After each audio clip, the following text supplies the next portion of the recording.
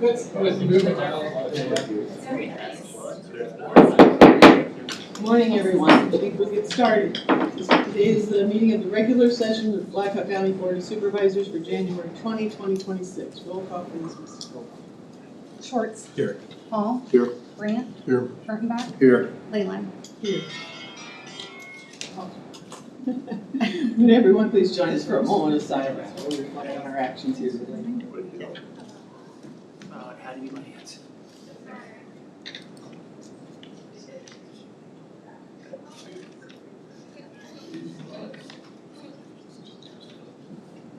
Please join us for the Pledge of Allegiance. I pledge allegiance to the flag of the United States of America and to the republic for which it stands, one nation, under God, indivisible, with liberty and justice for all.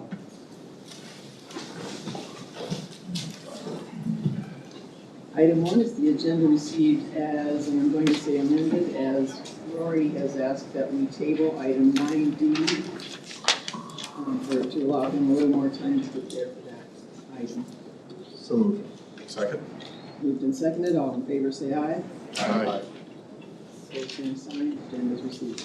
Item 2 is public comments. Is there anyone here in today's meeting that would like to speak on something that is not on today's agenda?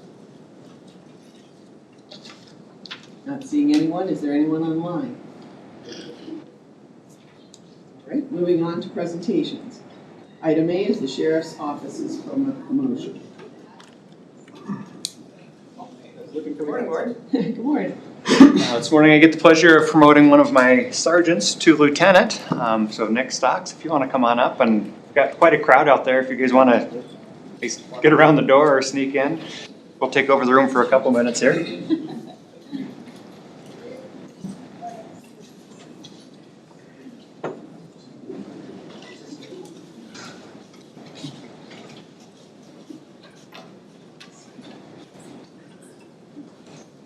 Entourage. I should have done my budget defense today with all the backup here as opposed to last week. So, anybody else coming in?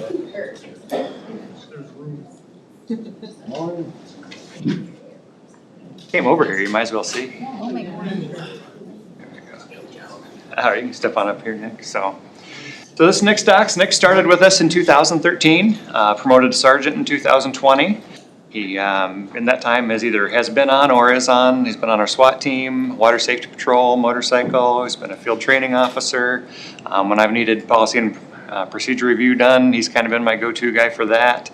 Currently, I've been running the utility squad over court security, so you guys have seen his influence over here for the last year or so. And now I'm getting the opportunity to move him up to lieutenant. Excited about that. Very meticulous, very detail-oriented. We can ask Nick an email that I sent out 2 years ago that I forgot what I said, but he'll probably remember what's in it still, so we can follow up on that with us.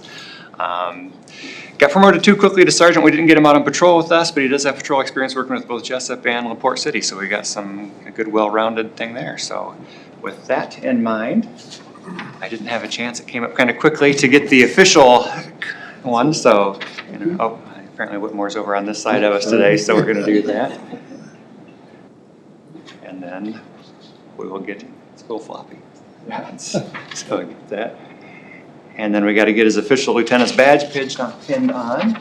So we've got an entire crew coming up for that. So.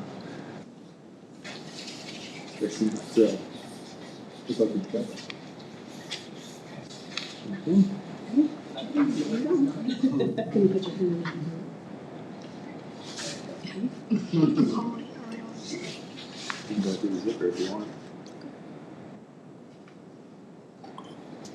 Pressure, yes. Yeah.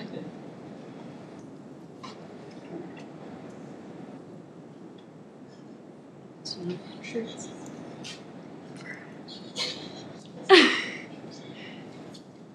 There you go.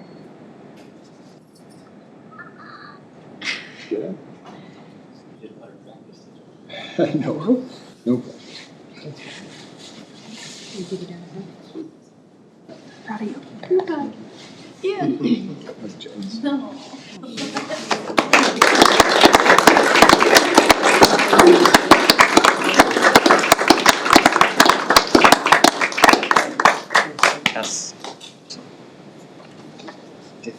I'll get you a real one.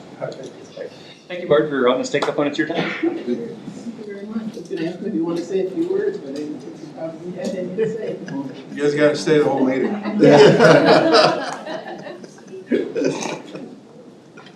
Pretty sure I saw a box of cookies walk that way. So just saying.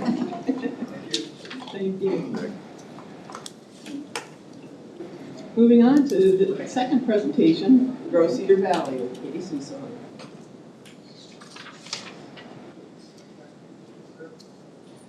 Can't believe they wouldn't all want to stay to learn about economic development. Well, good morning. Thank you so much for the opportunity to be here today. I am Katie Susong, and I'm the president and CEO of Grow Cedar Valley. Our organization exists to support businesses, grow the regional economy, and strengthen the Cedar Valley's long-term competitiveness. I appreciate that Black Hawk County has clearly identified economic development as a priority, because that priority is directly aligned with the work that we at Grow Cedar Valley do every single day on behalf of our employers, our communities, and this region. To set the stage, I'd like to just briefly walk through how we approach economic development, the impact that we've seen recently, and why a formal partnership with the county makes sense moving forward. Economic development today is not one activity or one project, it's an entire system. And with that in mind, Grow Cedar Valley focuses on 5 interconnected areas: business attraction, business retention and expansion, talent and workforce, advocacy and public policy, and regional visibility and collaboration. Together, these areas support job creation, tax-based growth, and long-term economic stability for Black Hawk County. I'm going to start with a little bit of information on business attraction. It's one of our core responsibilities. We ensure that we are consistently a part of national and international location decisions. Each year, Grow Cedar Valley develops an intentional business plan focused on a defined set of targeted industries: distribution, manufacturing, food processing, and information technology. These industries are aligned with the state of Iowa's economic development priorities, and they also reflect where the Cedar Valley is especially well suited to compete based on our existing employer base, our workforce strengths, our infrastructure, and available sites. This annual planning approach allows us to focus our outreach, tailor our messaging, and engage site selectors and companies that are the best fit for Black Hawk County. Over the past year, we represented sites for 38 active external business attraction projects, representing more than $6.2 billion in potential capital investment and over 5,100 potential jobs. We conducted targeted lead generation on both the East and West Coast, resulting in 1 community visit to date. And we met directly with site selection consultants and participated in Select USA, the country's premier foreign direct investment event. The reason this matters is that site selectors choose communities that are organized, responsive, and aligned across public and private sectors. And in the last 10 years, Grow Cedar Valley has assisted 7 new company expansions to the Cedar Valley. At the same time, attraction is only half of the equation. Equally important is supporting the businesses that already call the Cedar Valley home. And in the past fiscal year, Grow Cedar Valley completed 56 business retention and expansion visits with Black Hawk County-based employers. Those businesses alone employ over 4,000 people, and 9 companies are actively expanding or considering expansion, representing approximately $302 million in anticipated investment in 173 new jobs. Just as important as the numbers is what the businesses are telling us. 96% of the businesses that we spoke to would not rule out the Cedar Valley for future expansion.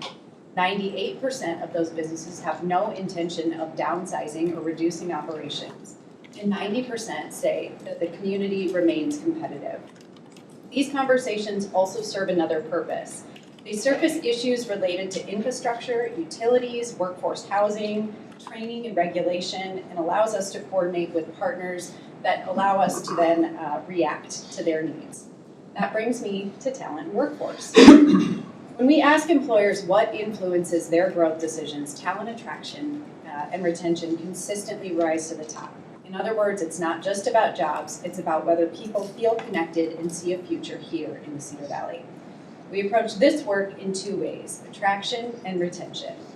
On the attraction side, we lead Live the Valley, our regional talent attraction platform.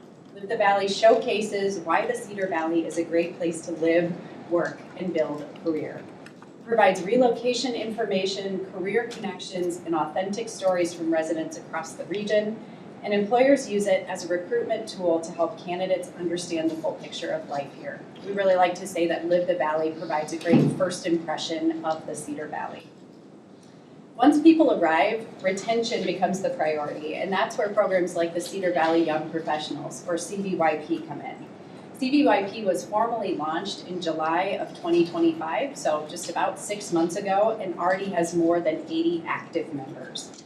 This program focuses on creating that community connection for our young professionals, while also providing opportunities for professional development and civic engagement. Together, Live the Valley and CVYP, along with several other talent programs, support the full talent life cycle, attracting people to the region and helping them build reasons to stay.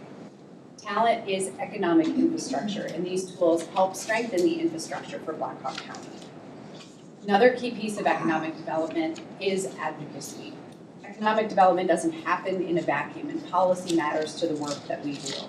Grow Cedar Valley serves as the collective voice of the business community, ensuring local employers and communities are represented in policy conversations that affect our competitiveness. Our advocacy work includes monitoring and communicating state and federal policy issues, representing the Cedar Valley through statewide business and economic development organizations, and hosting legislative and candidate conversations. The goal is simple: to ensure that decisions being made at the state and federal levels reflect the realities of doing business here in Black Hawk County. In addition to day-to-day work, we also spend a lot of time trying to be proactive, looking ahead.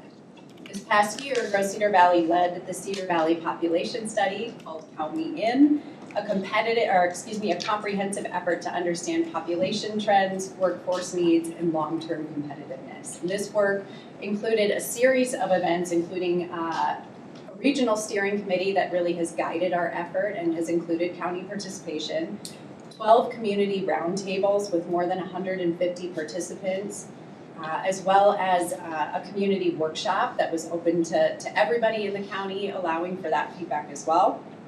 Benchmarking against our peer communities to establish best practices, and data analysis tied directly to employer needs. The study concludes this week with a clear, actionable plan focused on population growth and retention. But this will not be a study that sits on a shelf. Rather, it's going to guide our work along with our community partners for the foreseeable future. That leads me to partnership. Historically, Grow Cedar Valley has received a mix of private and public investment. As economic development has become more complex and more regional, contract-based partnerships have become a best practice. A formal partnership allows the county to clearly define priorities and expectations, receive consistent reporting and accountability, leverage private sector investment to amplify public dollars, and ensure alignment across economic development, workforce, advocacy, and talent efforts. Most importantly, it ensures that Black Hawk County's economic development priorities are being actively advanced every day. Grow Cedar Valley is already doing the work that aligns with the county's stated priority of economic development, supporting and retaining employers, driving investment and expansion, strengthening the workforce, advocating for policies that enhance our competitiveness, and planning proactively for the future. A formal partnership allows us to do work with greater coordination, clarity, and impact on behalf of Black Hawk County. So I thank you for your time today and would welcome any questions that you have. Thank you. Thank you. Okay. Any questions? Or maybe not at this time, but feel free to, I was gonna say, to reach back to you. Absolutely, yep, absolutely. I think you all have my contact information, but I'm happy to answer any questions you have at any time. Yeah, I'll be in contact with you. All right, that sounds great. I do know, Kate, I know that the proposal Yes. did ask for financial commitment from the county. Yes, it Could did. you just share what other public institutions, are you able to share what those are, what funding levels those are contributing at? Yeah, absolutely. So right now, we have contracts in place for economic with both the cities of Cedar Falls and Waterloo. Our contract with Cedar Falls is approximately $70,000, and our contract with Waterloo is approximately $180,000 annually. And are those 5-year contracts as well? Those are, the Waterloo's contract is a multi-year, so I believe it's 2-year, and Cedar Falls at this time is still an annual contract, so we renew that each year. Are you seeing sort of, when you look at other organizations similar to yours, other EOs, are they entering into that more multi-year, 3 to 5 year agreements with institutions? A lot of the work that we do in economic development is not quick.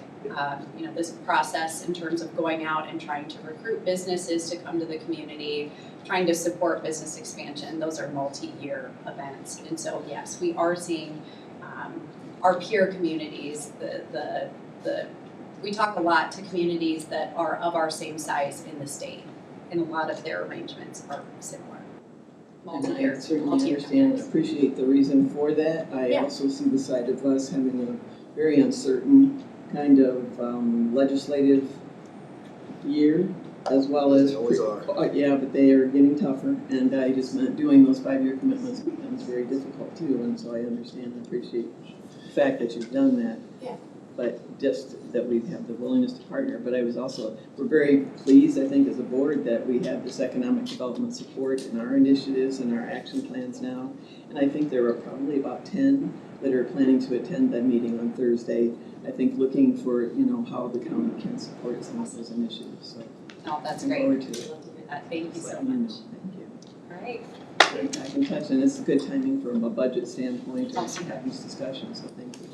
What time is that on Thursday? Yeah, so Thursday, our county event, there is a breakfast event that's just kind of just your typical bagels and that sort of thing.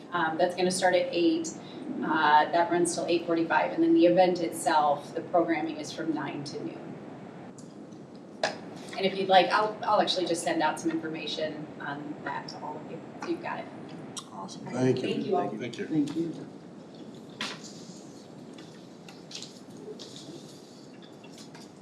Moving on to claims and payments, this is a resolution that the Board of Supervisors approve expenditures and that the county auditor be authorized and directed to issue payments against the various settlement of such claims as allowed. So moved. Second. Ms. Weidman. Good morning, Board. Our total bill payment today is $471,076.52. The share of 60/40 fund portion of that is $3,365.66.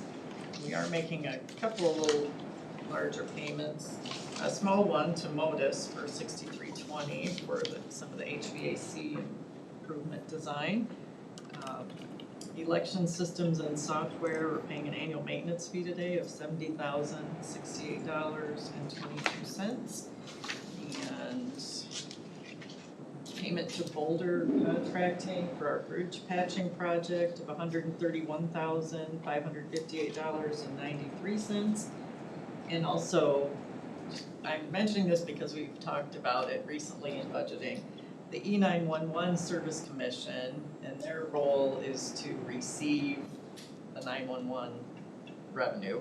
They are paying the dispatch entity $30,000 reimbursement today for database services for 26. So that is, you can see the money flowing between the two. And that is all I have today. Everything appears to be in order. A question on that, Michelle, the payment for Clifton Larson for the audit services, how many different payments do we make to them in a year? Usually it's just the one for the audit, isn't it? No, we pay, they bill us about monthly while they're working on the audit, because Okay. obviously they're putting out costs during that whole 5 or 6 month period, so this might be the last one that we'll pay for this year's audit. All right. Any other questions? This is a resolution, please answer your name as called. Kurttenbach, Yes. Hall, Yes. Schwartz, Yes. Grant, Yes. Leyland. Yes. Item number 5, receive project updates from department heads and elected officials. Good morning, Board. Kathy Nicholas here. Just a brief roads update. The paved roads are in good condition. The motor graders are out. Today, we are expecting several snow events, it sounds like, for the remaining of the week, so we're mixing sand and salt to prepare for those. events, and we will be out as needed throughout the week. Can I answer any questions? Thank you. Thank you. Thank you.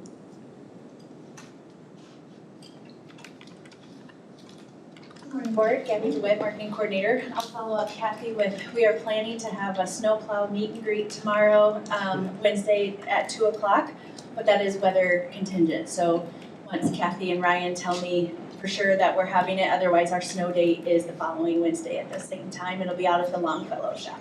So the snowplows might get out on the roads before they get meeted and greeted. Right. Any questions? Anyone else? Anyone online? Moving on to item 6, minutes approved for January 13, 2026. So moved. Second. All in favor, say aye. Aye. Opposed, same sign, minutes are approved. Item 7 is the consent agenda. The following items are acted upon by a single resolution without discussion unless someone chooses to remove one. So moved. Second. It's a resolution, whose answers your name is called. Grant, Yes. Schwartz, Yes. Kurttenbach, Yes. Paul, Yes. Leyland. Yes. Item 8, contracts and agreements. This is a resolution that the lowest responsible bid received from Odin Enterprises, Wahoo, Nebraska, letting held January 13, 2026 at 9:05 a.m. for project L-3011, steel materials for Oxley Road Bridge with a total bid of $38,134.12. The engineer's estimate was $31,970, but be awarded and direct the chair to sign resolution authorizing the county engineer to sign the contract and receive and place on file the contractor's bond and certificate of insurance as recommended by Catherine Nicholas, the county engineer. So moved. Second. Yeah, thank you. As you know, we did open the bids in Oregon a week ago, and we did just receive the one bid from Odin. It's a little bit, it is over our engineer's estimate, but it still seems reasonable in the scheme of our budget. So I would recommend that you award this to Odin Enterprises and be able to obtain the steel and start. We will use that steel when we replace Oxley Road Bridge later this year. Kathy, can you just remind us the source of the dollars on this? Yes, this one would be local option sales tax funding. Yeah, the local, the county crude bridge projects are funded by the local option sales tax funding. Any other questions? This is a resolution, whose answers your name is called. Grant, Yes. Kurttenbach, Yes. Paul, Yes. Schwartz, Yes. Leyland. Yes. Item B, resolution that the agreement received from Class Settle Garber Associates, Cedar Falls, Iowa, for monument preservation and on-call surveying services for calendar year 2026 at various locations in Blackhawk County with a quote of $6,200 for monument preservation and surveying services at varying rates as detailed in the agreement, not to exceed $15,000. Be approved and for the chair to sign as recommended by Catherine Nicholas. So moved. Second. I provided you some information about why we do this. The Code of Iowa requires us to reestablish monuments that are disturbed during our road and bridge construction projects. Also, we do have occasion when we need to hire a licensed surveyor. We no longer have a licensed surveyor on staff here at the county.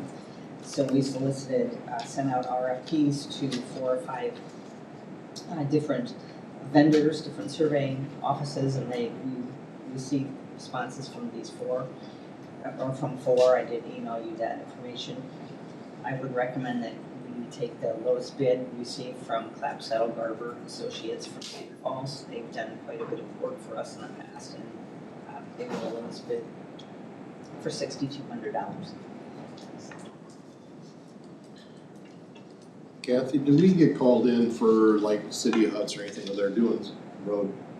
Would that fall under this as well, or are they totally on their own to do this surveying? Say that, I'm sorry, Rich. Do we get called in when like City of Hudson's doing a bridge or a road construction under this, or are they completely on their own? So that would be, if it's their project, they would be required to furnish their own, pay for the surveyor to come in and reestablish those monuments on their own projects. Okay. Any other questions? This is a resolution, please answer your name. Paul, Yes. Grant, Yes. Schwartz, Yes. Kurttenbach, Yes. Leyland. Yes.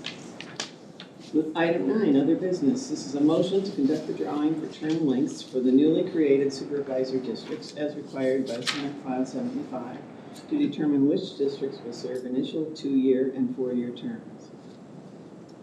So moved. Do you have? Second. Thank you. I was looking right at it. Oh, did she? How you have talked or discussed about going forward with this, just drop the drawing. Yeah, so we're just gonna announce the district number, and then Josh is gonna draw. There'll be 2 districts for 2-year terms and 3 districts for 4-year terms. Oh, can I ask why? I'm just curious, just because I know what Johnson County did, I think, and I'm just curious. Yeah, it's spelled out very clearly in the law that it's 2-year, two districts for 2 years, and 3 for 4 years, so I can't speak to why they decided to do it the way they did it, but I can send you the code section, but it's great. That's great. No, I was just wondering if we were just gonna comply the same, kind of do the same that they did or not, so I appreciate you. Yeah, I can't, I did reach out to her and can't speak to why they chose to do that, but I also did get confirmation from Secretary of State's office that this is the correct. Thank you. Correct way. Thank you.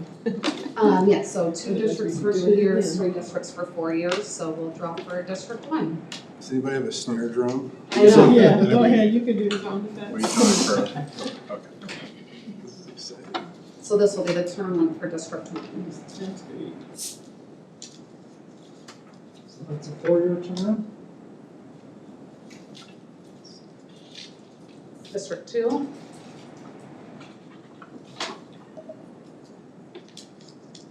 And that is a 2-year term. District 3,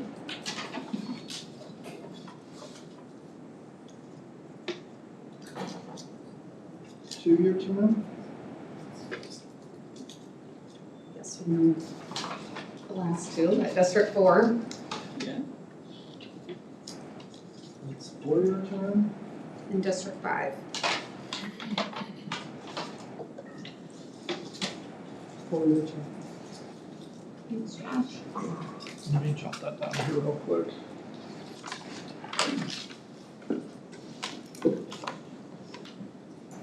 Do you want to say anything more about the next steps or going forward in this, after this has been done, what the next steps is for steps?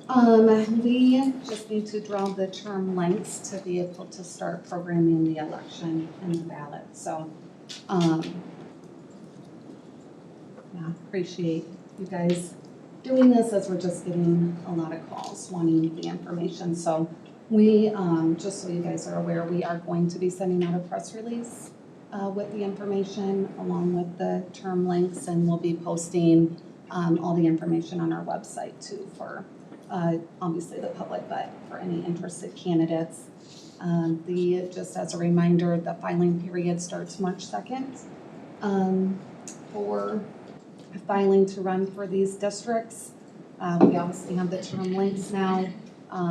Also, just for public purpose, that if anybody is interested in running for one of the districts, all of the signatures do need to come from that district. So you need to live in the district and the signatures need to come from the district. Has the number Any required questions? changed? No, it's still 100 and all. That is actually different, it's 50 from the. Oh, is it 50? Thank you. Change. Yes. Karen, will Get you used be, to it. It's gonna be a different year, but yeah. will you be doing a mailing to all the voters then as well?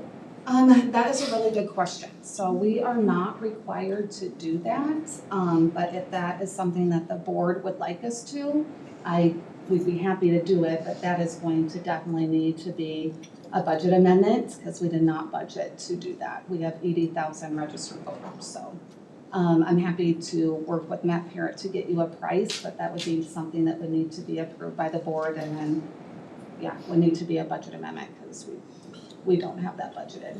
A mailing, that would, what kind of info do you think would be on it? It would be a new voter acknowledgement card that would go to each voter, so each voter knew what district they lived in. Oh, See, that's where I think that's important, that's an important piece right now, that people will know they're in a district, but to know what district they're in.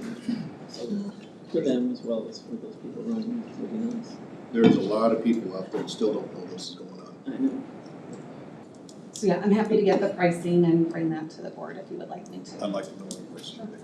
Now, the maps question you mentioned as far as getting those prepared and ready for the public as well as, well, anyway, those, do you have a timeline on when you expect that to be? The districts have all been built into the voter registration database, so those voters by district would be available to any interested candidates. Josh can speak more to the maps, he's been working on that.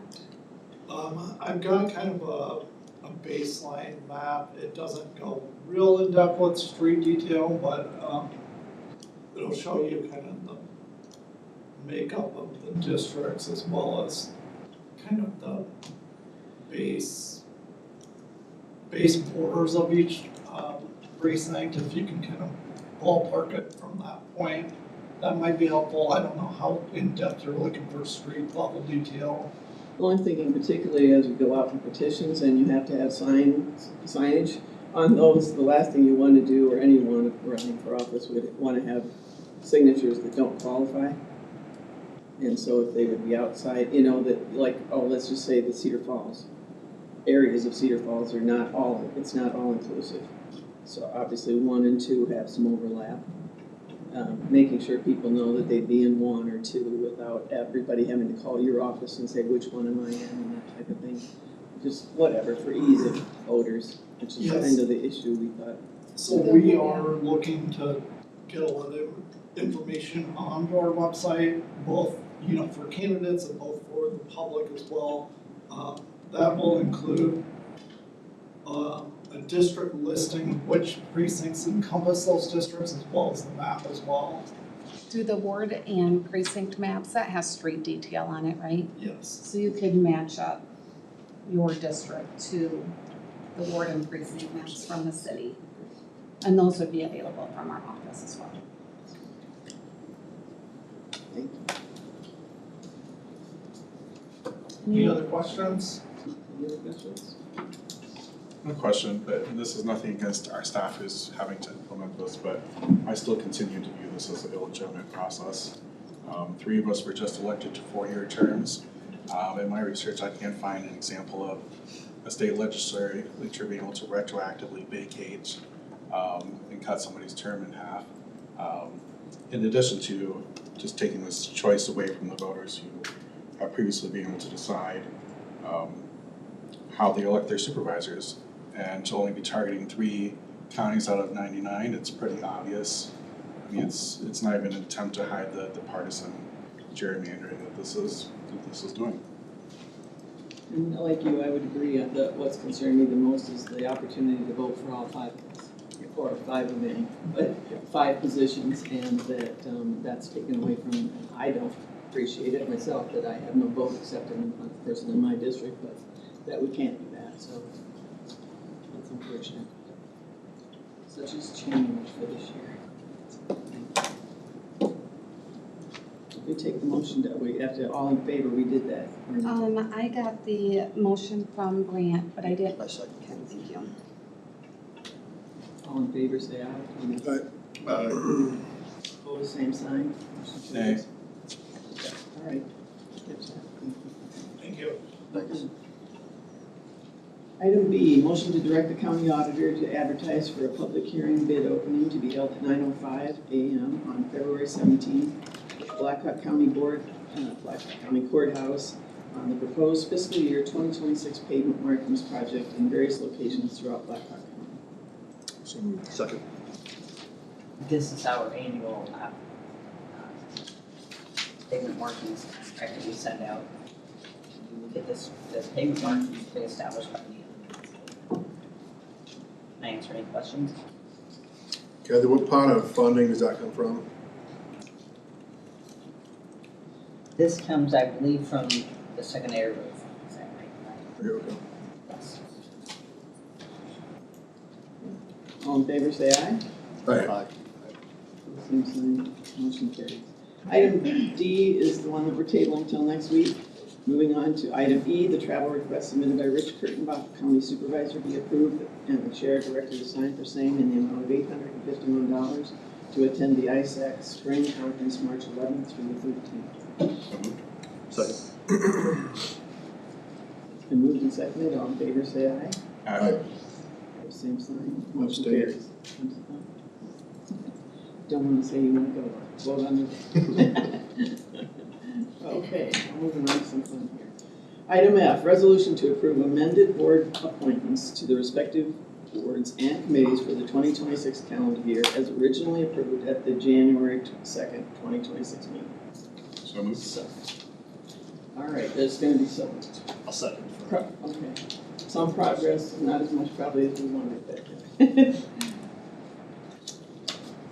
Lori worked on these before she left for her couple of days off, and she had something going on, and it still needed changes after that time, so I'm saying, I think it's a work in progress. Two of them. Oh, Lord, yeah, thank you.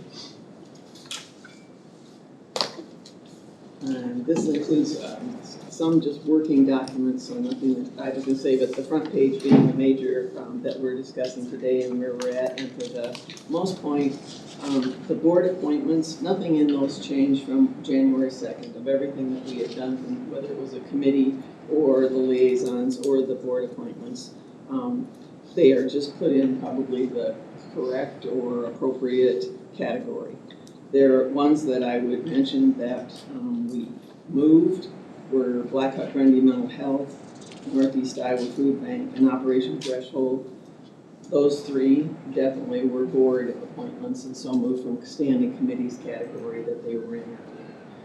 Also, after checking with Judy Flores and her sharing the information of which of the E911s and the, so you're on some other ones, I was trying to think of what else. Procedures. Yeah, procedures, that some of those that were not board appointments, but they were board meetings and needed your vote, so that's who you're a voting member of it, weren't just as a liaison. So those were added to this, the top part of this list. And those are, like I say, those are really the only changes that are up there. I think if we look through it or anybody wants to work through it, we certainly can. But the things that were clarified too were the not applicable as far as needing an alternate, the ones where names are listed, or those are alternates that are required, whether they're water management authorities or they're like emergency management, the one you'll see up there, and that is required. So that if at any time, as in my situation in that one where I don't attend, then Rich is supposed to be in attendance and can vote. In others, they sometimes don't. Do you think it would make sense if we just had alternates for all of these? They no. Is it not allowed? It's like you can't go and vote for these. Okay, board okay, members. That's gotcha. kind of the distinction, because they're boards and they have a board member. If they're Gotcha. absent, you're supposed to try to work with them to attend and make sure. Sure. If not, you vote. Davis had asked something about that too. Any questions on those board appointments as you look through those?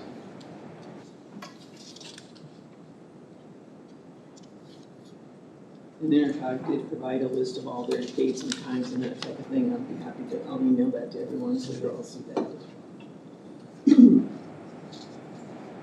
The board liaisons, moving on to that one, it was kind of a newly created category, but only in the fact that it was listed as a standing committee previously.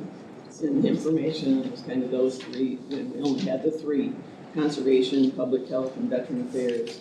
So, checking with Judy Flores again, she mentioned that on Consolidated Communications, you are the board liaison.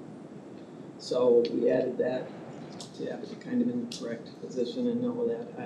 In my discussion with Judy, I said, I think what has happened, we've had a supervisor, that was on the positions that you're filling now for us for so many years, that some of this just never came up, that whether they were standing committees or board appointments, and if you voted or didn't. And so she was so good to provide that information and say where that was needed. So that's just kind of a clarification. Now the standing committees portion, a little different.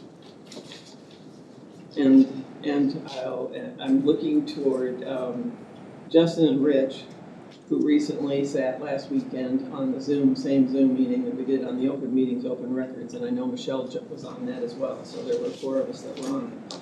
But the takeaway from that, which was a little bit different than what I had thought previously, was that, I wrote it down because it was like, it was that governmental bodies created by statute or ordinance, or advisory committees created by a governmental body, and it is formally established, performs delegated decision-making or policy recommending duties, or involves a majority of the board. And that requires or should be open meetings as well. And is that as you understood it? Mhm. Because there was some discussion with all of us. It's like, you know, when those committees are making the recommendation to the board, it's really an extension of the board being there or being present. And so that would change some of the meetings, the way we can have conducted some of those, because they would be open. But I thought that was something that we needed to, probably more information on, or wanted to discuss, or wanted to think about how we wanted to go about those before, and not that we couldn't do it today. But looking at the list of the standing committees we have there, alternative energy hasn't met probably for 2 years, Rory, or any of the staff can correct me on these if it's up probably 2 years at least. Not that it needs to be dissolved, but it just hasn't met for 2 years. Courthouse and Building Security Committee, Rory's chair on that as well. Have there been recent meetings on that, Rory? Can you repeat that, sorry? The Courthouse and Building Security Committee, have they met recently? No, that's been a couple of years as well. Okay. Al has also mentioned Information Technology Committee. It's been a couple of years, although he has a website committee and an AI committee. Policy review, we know how busy, and that's been very aggressive and busy lately. Property and Liability Insurance Committee is the one of the insurances that remains, because that is every year at least, if not a couple times a year, they like to meet. The health insurance was one we removed because that was in place, that kind of as an ad hoc for when we were looking at health, other vendors for health. So that will go back into place when it's needed. Safety Committee, and I think they've been meeting, have they not, Rory? Safety Committee? So that's one. Yes, maybe. Space Utilization's one that hasn't for a while, even though I know, Rich, you've kind of had some facilities ad hoc meetings that you've been But doing. a full-blown one, we have, I'd have to go back and look at the date. I want to say it was maybe of September of possibly 24. It's been a little time. So it was just all kind of open for discussion, or maybe if you needed to. I just thought I'd kind of cover the subjects of the two, and we can take the actions differently. That this is all somewhat related. As we had before previously, you know, it said indicates 2 supervisors appointed. So going forward, making these open meetings, any one of us or all of us could attend those meetings. So that was going to be a quick, you know. And we have talked about that a little bit with policy review, and sometimes you had one that you were promoting or encouraging, and Rich has got one now and still allows all of us to be involved in it. And we talked about them bringing it forward to the whole board, but in this case, it would just be declared an open meeting and you'd all be able to go, whoever wants to go. Is that, I don't want to speak out of turn though, is that what both of you understood from that meeting? It seemed to be a lot. It was interesting that I had an InterCog board meeting last week as well and just mentioned some of this that had kind of come up. And 2 of the supervisors from different counties had mentioned they'd both been written up for violation of that. And so they were very sensitive to going forward and not doing some of this, just something new to them that they'd never had happen before. But things are a little more litigious lately.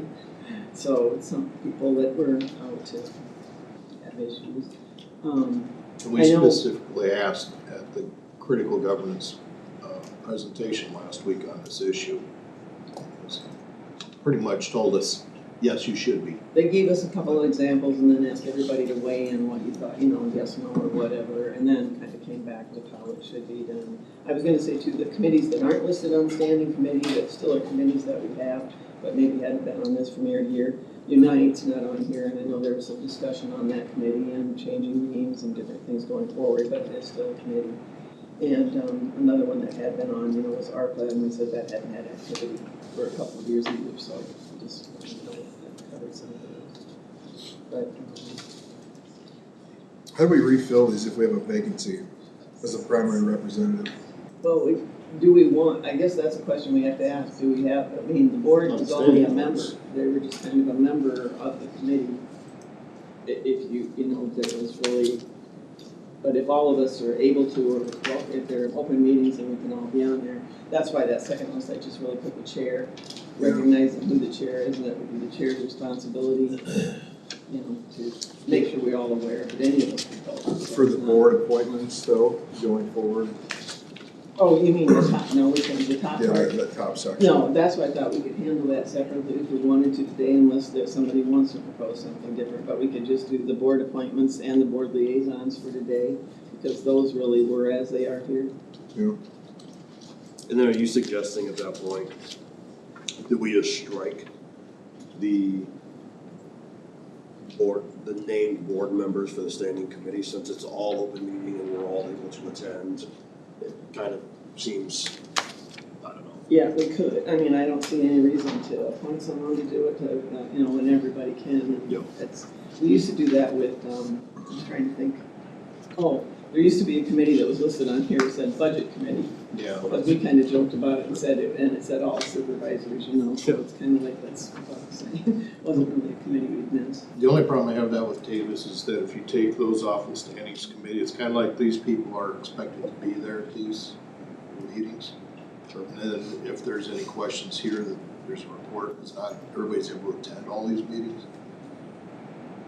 So As an open meeting, we're now required to have minutes. Yes. We're now, there is a little bit more formality in those standing committees if they're all gonna be open meetings. Yes. It was our Sounds like understanding, they need to be.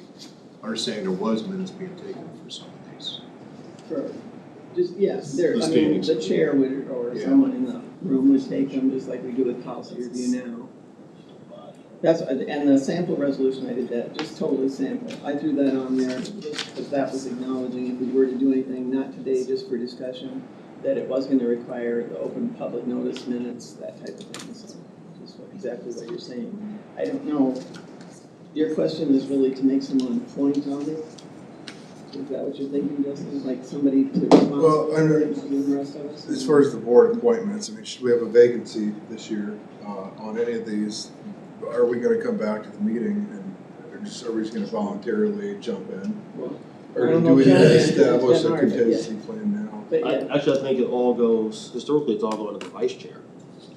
oh. I don't believe that. I heard that too. Yeah. You asked for that. But yeah, no, I was gonna, Mike, I was gonna say no, but we can change this at any time too, as openings evolve or whatever, if something comes up, but yeah. I have one concern from what I'm hearing here. Even though the committees are a creature of the board, as we've said in the past, this proposed resolution essentially formalizes that fact. And I think it exists regardless. The committee is still separate as a body from the board. And so if we're gonna have 3 or more board members there, I think then we're in the territory where we need to have a board meeting with that's subject to the rules of notice and minutes and all of that. That meeting, I think we're needs to agreeing to be- that, Mike. I Yeah. think that's what we heard at the workshop. It would be an open meeting, whether Yeah. there's 3 or not of us. It's an extension, that these are an extension, considered an extension of the board, because we're asking for a recommendation. Or Yeah. you're telling us you want us to act on purchasing something or a building or whatever. and I get that, Mhm. but I'm saying if we have 3 or more board members there, that is separate and apart from, even if it's together with, from the committee meeting, in my opinion. Unless they specifically addressed that situation and said that, okay, now as many board members can attend as they want, as long as there was notice of that meeting. Are we just assuming, for example, that all the board members are members of this committee as well? No, I don't think so. I think being an open meeting, I'm just speculating here, that no, it wasn't that we're necessarily confirmed board meetings, this is all board could be, I suppose, it could also be one of those. Because we're not gonna be making a recommendation there that wouldn't be coming to the board, and everybody would be privy to that same knowledge, information. Wouldn't we? Understood, but Wouldn't we during like policy review, there would be Yeah. a recommendation that comes to the board, I mean, that's. Yeah. It would for board action, but it was that we all could be sitting there and listening to it and hearing it, and there is a certain committee that would be making that recommendation, if that's your question. yeah, But the but committee there would do would it. be, but if the board is there participating in that discussion, then I consider that to be deliberative in nature. Yes. Because they're going to influence, even if they're not on even if you all are not on that committee, those of you present may influence that discussion or may influence the committee vote. And for that reason, if we have 3 or more board members present at that committee meeting, to my way of thinking, that necessitates notice of a special board meeting as well. Well, I don't know special, but it would be notice of the board meeting, because Yeah, as it some relates to kind the of board committee, meeting. that it's related to this committee or that committee, or, yeah, no. I think They that- they weren't specific on that last week, on that it had to be listed as a separate board meeting. Just that it was an open meeting the board members could be attending. I So it was know, Did they discuss board member participation though? And it's one thing if the board members attend and they don't participate, then the board is not, those board members are not doing anything deliberative. Yeah. But if the board members attend and they are participating, then in my opinion anyway, and perhaps there's somebody to contact for this point of clarification, because I'm open to the possibility that the notice of committee meeting is enough, but I wanna make sure of that. we Because- wanna be and the sure. reason I wanna make sure of that is because the public, I think, would react differently to a notice of Board of Supervisors meeting than it would to a notice of, say, policy review committee or space utilization or something like that. well, I Does know that what make you're sense? thinking, yeah, but it's not a board meeting, it's just the open meeting, but that's part of why I thought this was gonna be something that we need to clarify, unless everybody was in agreement, but it's a governmental body, Mike, created by statute or ordinance, or advisory committee created by governmental body, and it is formally established, which is what we've done every year with these committees, or performing delegated decision-making or policy recommending duties, or involving a majority of governmental bodies, is us, discussing this, that's a forum, one with forum. So those were kind of the rules they threw to us, and I know I did follow up, same conversation with Intercog. I was talking with Brian, because they post all their agendas on their windows for and he said, and maybe it's listed in here, I don't know but it's, the public meetings must be open to the public, they must post notice, and they must keep minutes, unless it's purely internal staff, not appointed by the board, and not exercising delegated authority. So they're saying, Mike, the deliberation is occurring in the room by those committee people on our behalf to make a recommendation to us. So that's, I see the logic there. I don't mean, yeah, I just meant it got messy, but it's, then they said, and anytime you're thinking about, is it the right decision to do, should you do open or should you not, or can you not? If there's any doubt in your mind, lean toward transparency. And I think we have always, at least in the committees I've been on, I remember this particularly from chairing the ARPA committee, we mandated in that committee, we always had 24 hours notice. In fact, one day, we were about a half hour late getting our notice out, so we had to delay the meeting by another half hour for that reason. And that, this Grant's old repeat statement that if it's a creature of the board, it's subject to the rules of the board. And we always did that, but I always understood the committee to be still separate from the board, so that if the board was meeting, or a quorum of the board was meeting with that committee, then it would be kind of like a joint meeting, and where both meetings would be open separately, closed separately, noticed separately. And from my understanding from this information is that, well, we're gonna treat that, one notice as enough because it's a board committee and it's a standing committee on the board, and I'm Well, the open board to that wouldn't be logic. taking action. Yeah, I know that. I'm just talking about participation in the discussion, that's all. No, I know, that's why I said some clarification would help, but I thought, I know the state, where the state's gonna go with it as well too, but they will lean toward transparency, just making sure that we are making this information available to the public, which has not been what we've really done with our committees. So I've got a couple, you know, Oh, yeah. interview committee, Yes, obviously ARPA committee, that neither of those have been active. Could we strike those? We don't have to take this block of committees. We're the ones who No, build these are them, we just- can dissolve them, right? these are just ones that we've had. Even information technology, I mean, we've got an IT department, and so perhaps allowing our department to do the department, so I haven't been a part of the IT committee before, I don't know, the workload, how does it differ from what the department would bring to us anyways? Well, that's a lot of it, I think, too, Yeah. and that's what I thought, and this, to me, these would be established if we wanted them for the reasons of open meeting, but the staff meeting with other staff to do those types of things, and Yeah. discussions or whatever, they'd be free to do that on their own as informal. Sure. And not part of the board discussion, but when they came to wanting to discuss policy or recommendation to the board and wanted to get the group together or whatever, that would require the open meeting, obviously. So, yes, there are some of these that I thought you could have no life. I know Alex said too, you could take that off at one point when he and I talked, and I said, no, that would be a decision by the board. If the board wished to disband some of these or wants to add other committees, you know, we certainly can, and that's why I thought it's kind of the time to consider what these do, how often we meet, if we want them to be staff, you know, and that's why the chair, I did list on the standing one on the first page, the people that had spoken out at the meetings to say, and willingness to serve, if that's what we wanted to go with the two individuals still. But because of the open meetings dialogue that we all got to have last week, or some of us did, that changed that open meeting part of it.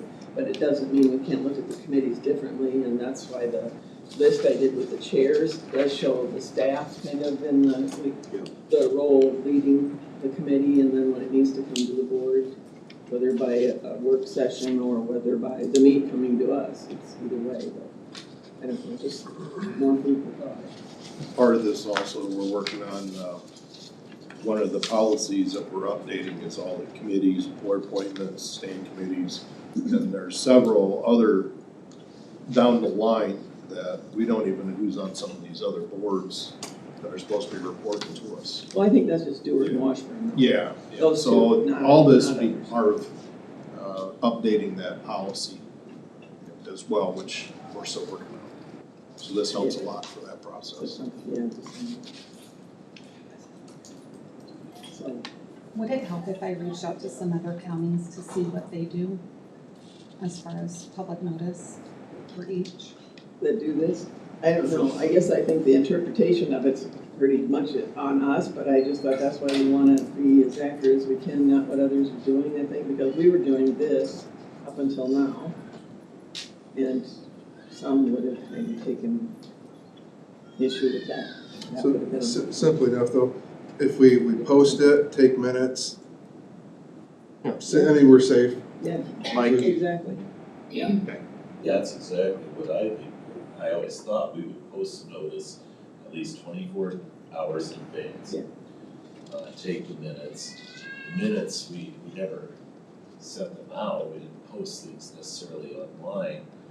Could certainly do that, but we would have them available if anybody wanted to see them. I don't recall ever having a member of the public outside of somebody who wasn't employed by the county attend a meeting unless they were specifically invited for a specific purpose, like for example, PDCM going to an insurance committee meeting. So, And, you know, minutes available upon request, that's Yeah. allowed, we don't have to post minutes on our site or any of that sort of. I don't see why that would be Okay. a problem. I don't They see didn't why. mention that at all to us, never provided them, just that they have to be capable. Available. Just to be, yeah, so we make them. And they've always been available. Now, I'd be lying if I said that minutes were taken as consistently when it came to these other meetings as they other committees, and so we need to maybe button that up a little bit, but it's, but generally that's been the practice. Some committees have approved minutes of the prior meeting and the subsequent meeting, or whatever the next meeting is. Something else, And something. that's a good way to do it, kind of like what the board is here. We've used them often, I think, as the minutes kind of reflecting back on the action that we need to take at the next meeting and what has been accomplished. So what's the board's pleasure? I guess, do we want to have a more thorough list, remove some things from the list, think about it another, wait 2 weeks?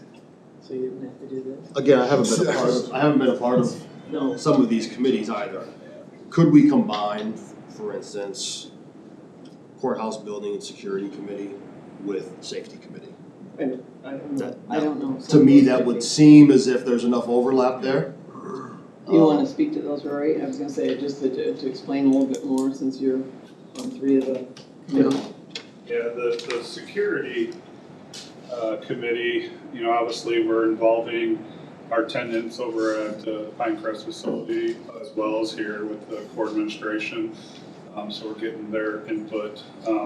Safety, I think, definitely can stand alone on itself for the same reasons. I mean, it's involving departments other than just county departments. So as they sit right now, they are separated, correct? They are right now, yeah. I'm asking, could they be combined, or is it? I think that might be too much. I think with the safety committee, we try to bring in staff from those departments. Whereas the security, sometimes you can touch on a little more, potentially, you could be touching on contracts, things like that, that might be a little bit more sensitive. You know, when you're working with particularly the other entities within our building. So I think the safety, you're getting that more broader input. The security, you're probably narrowing that down just a bit. How about alternative energy? That would be, Mothballed. well, that's what I'm thinking, it could be removed, and if we needed it again, obviously, assembled or, no. You know, that's alternative energy is in our purpose statement in facilities. I mean, that is something that, you know, we're constantly looking at ways to do better energy efficiency wise. Whether that needs a committee, I think that was put together when we were talking solar over at the Pinecrest facility. That could potentially be one I could see getting struck down again, because that is one of our objectives. That's our purpose for our department, is to focus on those types of things. So. I'd like to see it remain a committee that, you know, and maybe we have a requirement that committees meet at least once a year, so that there's, I wondered about that as well, just to kind of there's keep just things value that comes out of updated. conversation. Yeah. Subjects or, you know, thoughts about people going forward with it, that choose them to. Alternative energy, courthouse and building security, policy review, property and liability insurance, safety committee, space utilization, Rory, before you leave. You wanna just, I don't know that many have. Yeah, the space committee, like you had mentioned, we have a facility, a smaller group of folks that started off with, I think, Tavis and Dan Trelka. Now we're meeting with Rich and Linda, I don't know, once every few months. Oh, I think space utilization though was that broad. Yeah, so this, what I would like to see is kind of get back to getting that committee back to life, because you really do, again, you're looking at other entities other than just county departments. You're bringing in the court administrations, the human services over at the Pinecrest facility. So I guess I'd like to see that one remain, but get a fire under it and get it going again. And again, that's one of those areas too, you know, obviously we have on the books some remodeling that could potentially take place here on the second floor, and then bringing those other entities in, how can that impact those other entities? So I do think that that's a worthwhile committee to keep on there, and I think we do need to get that one going. So the only one that isn't on the list, I said, is Unite. Yeah, so right now it has, I think Chris is on it, but there is 2 supervisors. And same would apply to that. I suppose if there's a recommendation of becoming to the board, it'd be an open meeting. If it's just for staff and just as a. Yeah, so are we all, at that point, once they're existing standing committees, do we need even alternates, or are we all receiving the information, the meeting information, any minutes, does it go to the board in its entirety, or is it going only to those assigned? I think it has to be posted, is what they're saying, is it has to be posted as an open meeting, so then when it does, we'd all get advised of that as well, just like, so we would all be in, could go if we wanted, instead of us sometimes jockeying around with our two going, who's going, and can you be there? That relieves that, but I know it's a more of an administrative issue, kind of more work a little bit, making sure, and plus the change, trying to get into that mindset of doing it, although these aren't heavily attended or heavily scheduled, so it isn't like we've had to do them very often, once every 2 years. But yeah, once a year, I think that's maybe a good kind of rule of thumb to try to go by too. If there isn't anything to discuss in a year, kind of says a lot too. Yep. So it looks like we were looking at all standing committees, leaving them in for now. Leaving them in, adding Unite to this group. There's no more usefulness to the ARPA committee, is that correct? I don't see any plan for it at this point. And when they did, staff-wise, it was Conceivably. the same people, Michelle and Mike, and like the legal side and the finance side. And But we don't even need to name it or. Billy was in that as well. To it at this point. Those people would still be working on it or getting together on it. Even though she's in a different department. You were very helpful. Does that make sense then to do it and then have them all done today, get this completed and approved? I just have one Addition question, of Unite. sorry, is there a benefits one on there? What was it? Benefits one? Is it just called Benefits Committee? Kind of, vaguely remember, I didn't hear you say it, because I heard you list off a few of them, but. That's never been a standing committee Okay, on the that's what I board thought. before, but it doesn't mean a staff's meeting on that or who No, meets on and that. deferred comp, that's another one, is that on there? That's Some in of those are that's the in the natural staff responsibility of some of the offices, so those aren't, I just wanna make sure. They didn't have supervisors on those, I don't Right, believe, but so they they're were just, not, okay. those were staff meetings. Thank you for clarifying, yep. Thank you for asking.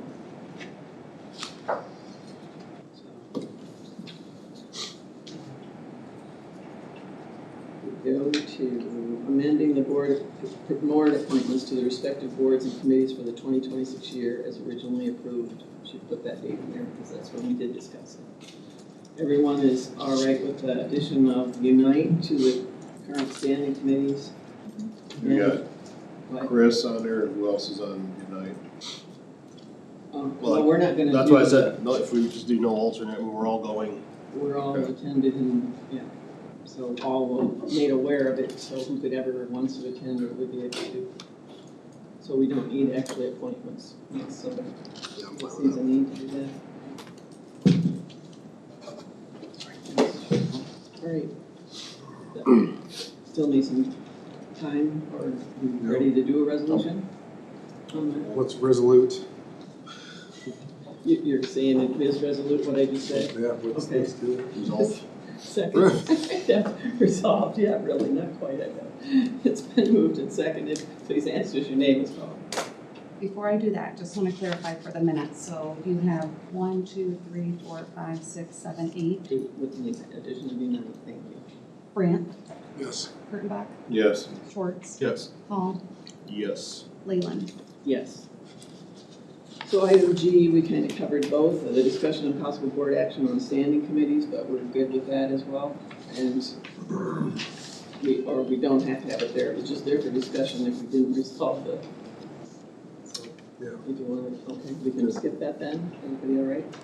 So we Not Are can you attend wanting all. to do the motion and second on this resolution for open meetings? For the standing committees?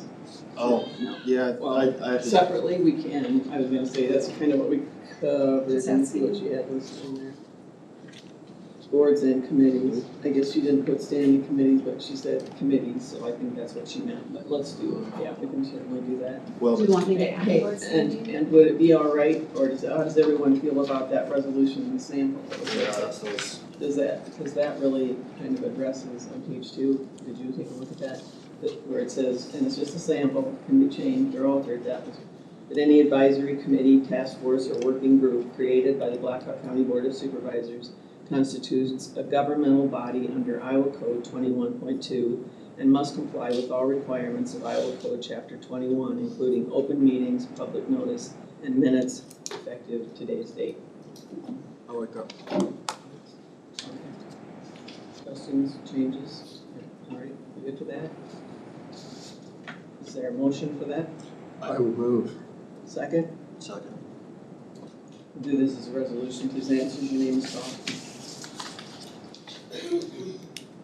Kurtenbach, Yes. Schwartz, Yes. Paul, Yes. Brant, Yes. Leyland. Yes.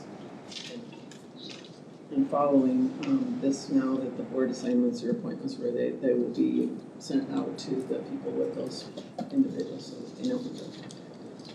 Great. Item H, discussion of new logo placement on the courthouse exterior windows and other county building locations. Good morning. Morning. Do it. Here. Oh, I see it. Got it. So we've had some discussion. Nope. So we've had some discussion, just I've been sending you different versions of signage for the exterior windows. And Linda just requested that we put it on the agenda so we can talk about it. I kind of just so that we knew which ones we were talking about, I just put it into slides so we can kind of toggle back and forth. This one has a tint applied to the inside of the windows. It's kind of a blue tint. It's hard to see on the mock-up, but it would be a blue tint. He thinks there might be a little bit of a tint there already, but using kind of a percentage of navy. And then the decal is being applied to the outside of the window.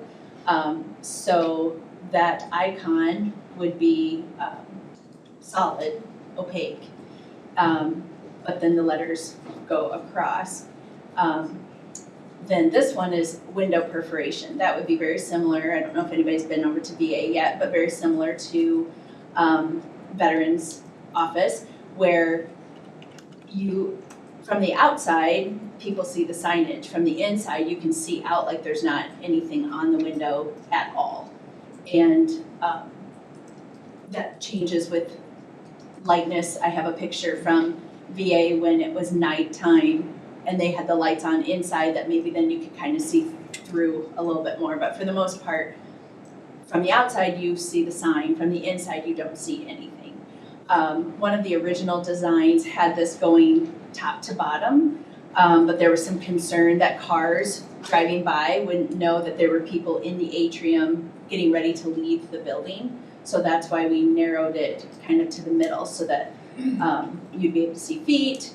The people obviously can see out no matter what, but cars maybe would be able to tell that there's people in the atrium. What questions can I answer for you? My questions, I know you and I have talked a little bit when I said, tell me where these are located in buildings so I could actually go see them, because I tend to be the visual type. But my concern from day one has just been the fact that, and I think I maybe mentioned this to Rory, I think that I did to Justin as well, is, with all the discussion and talk that we've had about windows and lighting and that type of thing, and not blocking visibility, but I said, what particularly was going through my head was the fact that we've talked about our buildings being safe and secure and for people going in and going out. But when we've talked about active shooter trainings and the types of things like that, and I mentioned to Justin that I want the people inside as safe as possible, and anything that takes away from that when law enforcement or anybody's walking into that building and don't know what they might see or find, that was what was first in my mind, is just making sure that people can see what they're walking into. And in the case where you say people coming out to, looking for the car or ride or whatever, is important to me too. I love the color and the extension of that, but I just thought if whatever option everybody was opting for, I tended to lean toward one with the most visibility and light and bright and. Well, and that was something Brad from Print Innovations that I've been working with, that was one thing that he brought up with this design, that decal is opaque. And so in like the case where maybe you have emergency responders coming in, they're not able to see what they're coming into because that icon is opaque. We've got a lot more visibility for the atrium here on the right where the Blackhawk County logo or the words are, but you don't necessarily have more visibility with that icon. Similarly, here, you wouldn't be able to see as well coming in, but everyone inside can see out. I mean, we could do another option where maybe it's more just tent I think tent. and the words and removing the icon. You could remove the blue, that Yeah. background blue from the icon. On the corners, that kind of where the corners are, yeah. Well, No. not The the Saying, corner. you're saying the navy in The there, navy and that would within be the the icon, tent. do that Oh. tint, and that would probably achieve everybody's everything, and you would avoid, this one would certainly avoid, the other version that you showed would certainly trigger a requirement for, Approval through, base redesign review. yeah. Would get triggered, which isn't the worst thing in the world, it's not and I overly haven't reached cumbersome, out to but them it's- just because we haven't had a final decision yet, so, yeah. But the fact that it's on the outside of the glass I would got you. require, if it's on the inside of the glass, you don't have that Yeah. hurdle. Yeah. Yeah, I hadn't considered removing the blue from that icon. Yes, then people, I mean, this is still external, that icon is still external. So then it would, I guess, be a cutaway part where then that white would just kind of be on its own, or maybe, Right, that'd or be maybe fine. you just print it clear, so that it's like one, Yep. you know, item. Yeah, he'd be able to figure out which, but that will, I thought when we walked around with Homeland Security and we're doing little things like opening doors and locking doors and making sure Yeah. servers were fine and the doors and windows and people being able to have access and just safe, Mm-hmm. feeling safe and secure and. So my thought was in this one, I like this one better for the simple fact, I've seen people distraught coming out of a court case or whatever, walking out that door and people zooming by. And sometimes it just helps the driver being able to see a little bit more that someone's walking out. Just that safety concern right there, where cross-traffic people, pedestrians walking. That's why I believe we need to stay with that clear side there on the right. But I agree, Tavis, taking that blue out of the emblem, so there's more view through. Still gives us the view of the emblem, but also that view inside as well. Okay, I can have them mock that up. I looked on the agenda and it wasn't just a conversation about external signage, it was signage in the county buildings, right? Oh, I did it, it was. Yes. well, So then I'm whatever. gonna show you some Yeah. conference rooms, just to see if you have, any thoughts. They're basically all the same. This is the IT conference room. This is the large basement conference room. It would be the far wall, farthest away from HR. And then, this would be the assessors 210A conference room. We had originally thought about putting it on the wall as you came in, but we've been using that wall quite a bit with our strategic planning, and this often is used. We've used the virtual meeting capabilities in there quite a bit, so then you'd have that branding behind you during a public meeting. So I didn't know if you had thoughts on those, or if it's, where in the basement So it's that large conference room, and it can be, It'll be on which wall, though, cause It's- that wall split. so yes, right, so as you walk in, it's the far left wall. Okay. And yes, you would only see it if the room was open. If it was split over, then it would only be on that left side. But it would all stay in that, Yes, it wouldn't be logo on one No. and. no, so this is all that one out here, I'll get back to it. Oops. Yeah, so that's all that far wall.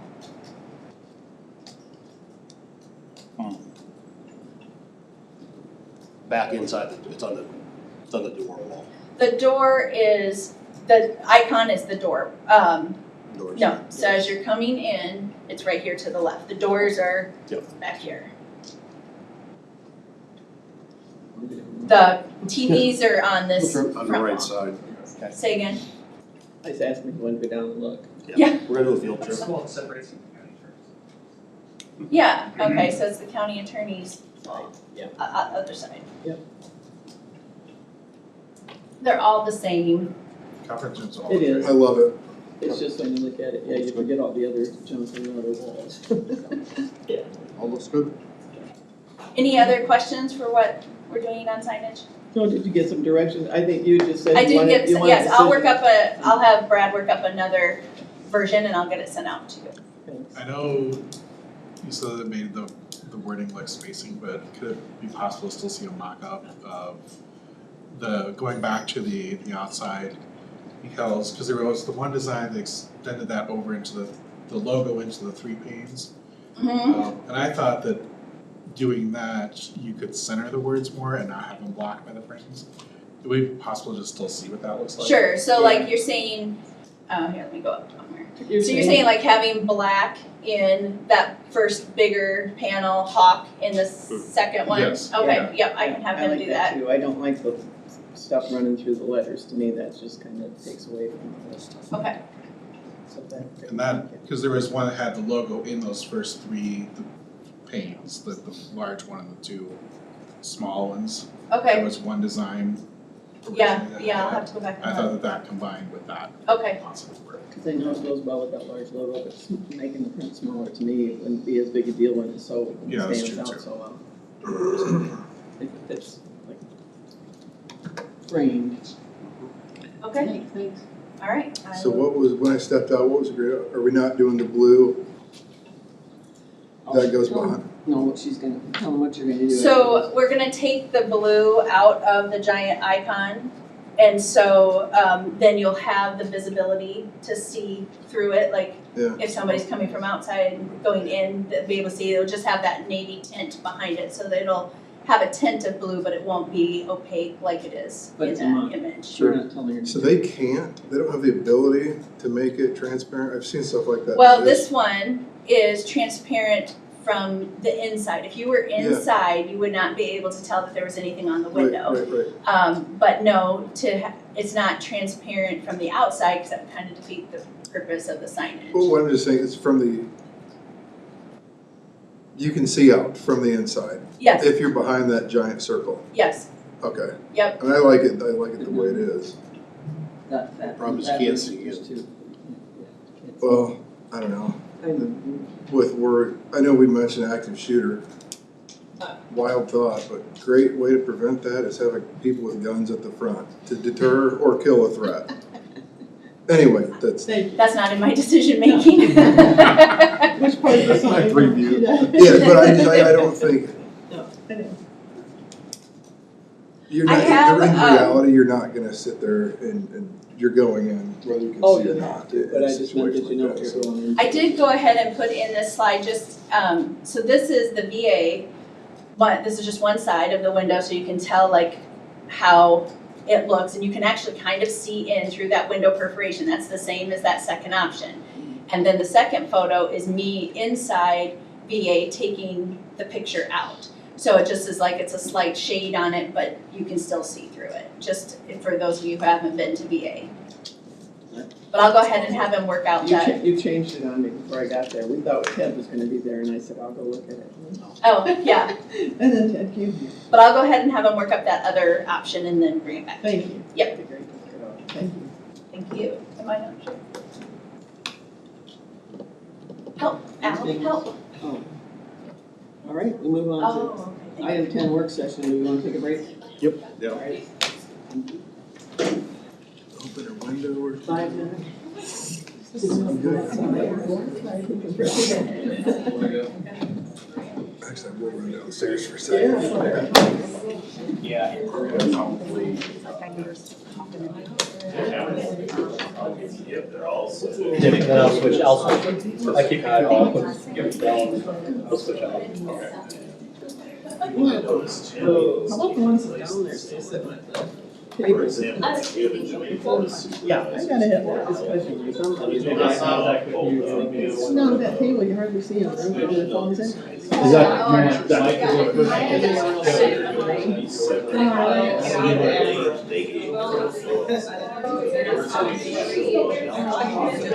What was it, 2 year term? Yes. I was when I Johnson came out here, I started back to him, but, I don't know. let me check Michelle. But how this? What if we just called it Board of Supervisors, created a committee on whatever, and does that just automatically? We sure know why we're doing this. Board of Supervisors. Yeah, I'm guessing they're not doing it. It is, it really is. It's like almost just, they probably never published it on us. I just want to. Yeah, and I just can't flesh out the board during. Because I was afraid that, I mean, And that's why. I appreciate the vote, I never even thought about it, like, yeah, to. I think it would be, But no, I actually like that idea you had. Just check it out. The parts and process that we have to vote on, we don't actually part. Yeah, exactly. Well, So so. 3 times For the longest time, is what's her name? She's gonna present it, I'll just put it for you. This is not. I'll switch it, she'll control it, so I would just say, just roll with you. You just have to where to go to that. She said she does have your projection on there, so I don't know if you need to go before you or after you, once you get back, you just. Yeah, cut out and then I'll, because I think. Are you gonna be able to come Well, I on? think it would be excellent. I just wondered, Yeah. because it's kind of like, if it doesn't work for us, it's just. Be separate from this. And it could, that's called. I'm just trying to, probably everything is due, Mark, I probably everything on the board whatever the presentation's gonna be, so I'm like, okay. You had a. Saturday. Okay. Saturday. I'm gonna have like a. It's terrible cold weather, which makes it all the better. Yes, it does. I told him specifically, so he reminded me, he said, well, first Tuesday. Subliminal messaging. Yeah. Look, we're trying to get this. Although. Board of Supervisors. The candy that says that. So. But it's just like, it just kept getting worse. I thought I had it identified, oh, and you know what else? Oh, I did it today. Our action. These are scams. If there's anybody making recommendations to us, we may want to add those or something. Yeah, so. They are. I would say report those. Those were the ones I woke up at 3 o'clock. There is a working group. And the resolution wasn't. So I think we don't necessarily have to do motion, I think we just. Oh, no, I just. It was like 3 o'clock this morning, I woke up. But I've been to those committees. Oh, those are important. And they're doing good work and doing stuff. All the shit to think about at 3 o'clock in the morning. I'm surprised that we're taking from People come to the account standing fees. No, I just woke up and was like, TikTok or whatever, Yeah. so it's gonna be, I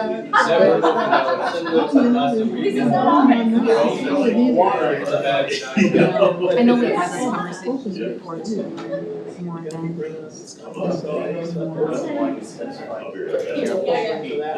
But yeah, I got set in it, because we're on two on one, like Justin's on one.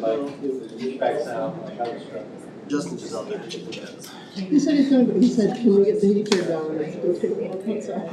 Yep, it just keeps going and He went downstairs, right, look at this. Unless anything else, his law enforcement was in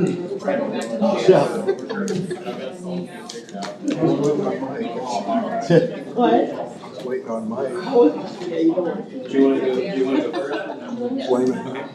Just give me the key and I'll put the other. No, I did. I went out to look at the windows, 'cause I didn't think you could really see it anyway. Yeah, because you mentioned, Yeah. I just wanted, yeah. It was just that, I'm not being upset, because that's why I said again, it was kind of. That's great.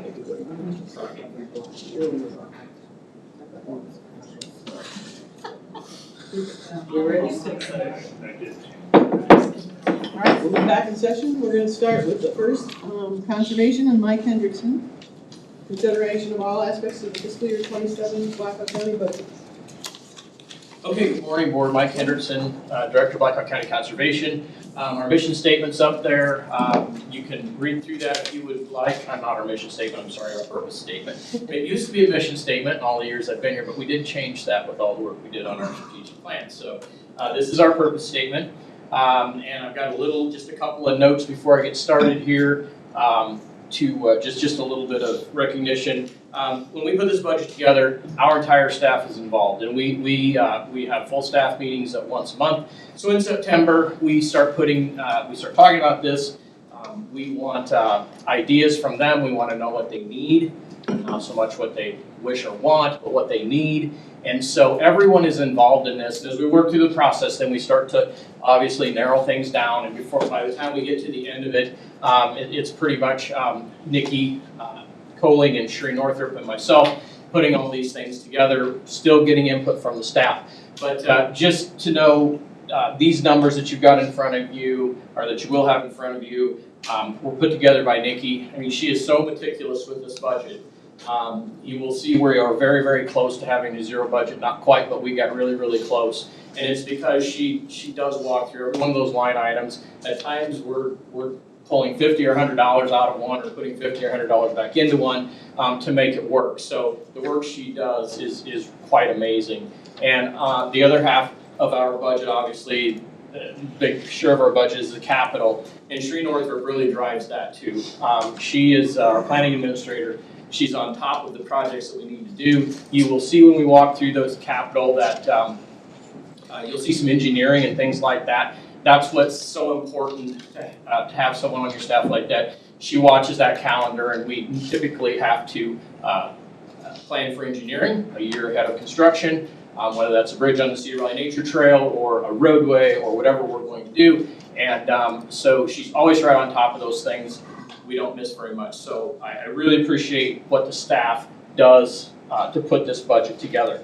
And then last but certainly not least, all year long, we always have curveballs, and we are throwing those at Michelle all year long. And I have to thank her before I start this, because with any given high water period or windstorm, we don't know what's going to happen. Classic example is that roadway going into Black Hawk Park that we had the unfortunate case last September, and we are working on having that.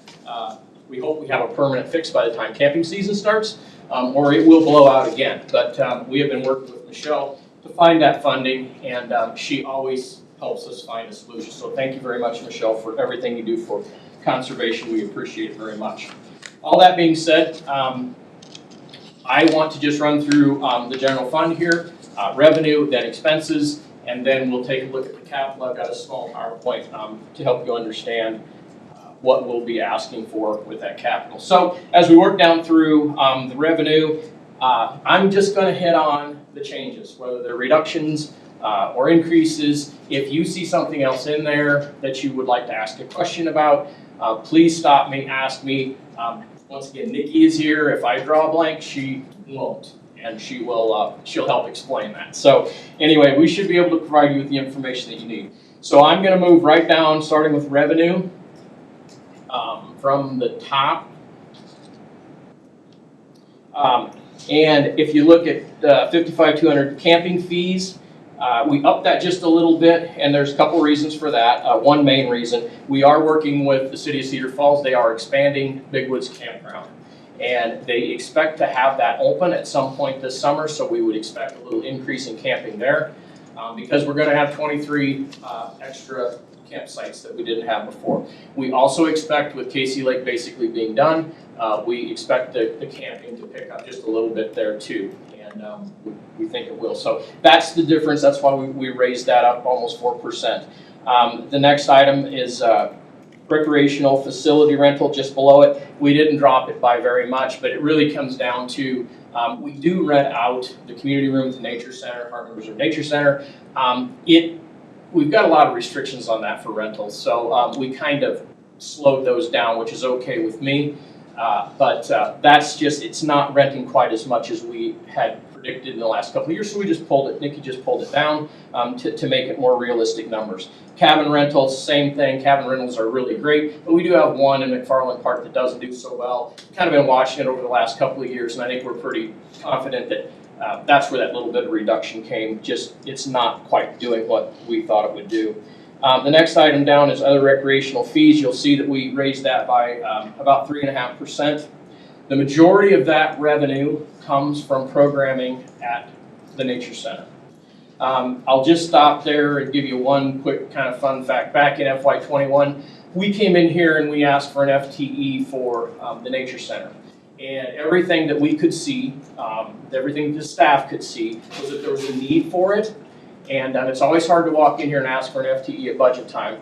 But we did, and we knew that all of you would look at it and make common sense decisions. You gave us that FTE. We thought it could do so, increase our programming. And just to throw some numbers, in FY21, the programming brought in $36,000. In FY25, with the addition of that FTE, which we thought it could really help, the programming brought in $80,000. So thank you for listening to us and helping us along the way. We knew the need was there. That's thousands and thousands of more children that get to experience our environmental ed programs and all the way up to adults. And again, I don't want to move forward without thanking Amy Davison and her staff. They are amazing. They continue to find new and innovative ways to change their programming and bring more people in. And so we see an increase there. So the next line item down is our planning services, and you'll see a significant drop there. It's really in the way the planning services were drawn up a couple of years ago. This comes back to our landowner assistance program. When we started this back up a few years ago, we thought it would be more appealing to those that might want to plant prairie, and I'm going to use that as an example. If we purchase the seed for them, we know what we are purchasing, whether it be pollinator or whatever. So it was just, we thought it would be easier to do that. We would purchase the seed, and then they would reimburse us with the cost of the seed. As we've moved through this, we found out it's just easier to go sit down with them, consult with them, say, here's what you want to buy. They buy it, and we don't have to mess with that. And so that's why we pulled that down. We aren't doing that purchasing ahead of time and then getting that reimbursement won't be coming back. So that's why we cut that number the way it is. And you'll see that reflected on the expense side too. We were able to pull that down. So it cashes each other out is what it does from the revenue side and expense side. I'm going to move a couple down to the livestock. We pulled it down, and it's just basically based on genetics and age of animals, and we're talking about our bison basically. To a certain extent, our little goat herd down there that goes to work for us every year. But we moved a lot of bison this year because we were fortunate enough to have 6 really young, healthy, wonderful calves this year. They grow very quickly, and we don't have space for them down there. And so Alfink did move all of those out this year, along with, I believe, a couple of the older cows. And so that being said, we probably won't have the need to move anything much over the next year or so. So that fluctuates up and down, and that's why there's that change. We just won't have as much to move. Next item down is grain, but really that is hay. We have pulled that down from what it was. Typically, we will incorporate haying on our prairies for management purposes, but over the last couple of years, you just can't sell it. Nobody wants to even cut it. Nobody wants to buy it. There's just too much of it out there. But we left it at $1,000. We do have an agreement with the landowner in the south unit. He mows one of our waterways for the hay, and so we allow him to do that. That helps us keep the woody species out of it, and then he does pay us $1,000 to do that each and every year. So that's that $1,000 that's left in that. Sale of miscellaneous commodities, the biggest part of that is going to be saw logs when we do our timber stand improvement. We increased that $5,000 this year because of that. It's the sale of that, and we will also be, you heard Nate last week talk about Sheriff's Department are rotating their handguns out. We in Conservation follow the Sheriff's Department when they do that. So our sworn park rangers will be rotating those handguns out with the same handguns that the Sheriff's Department is purchasing. And there's lots of reasons that we do that.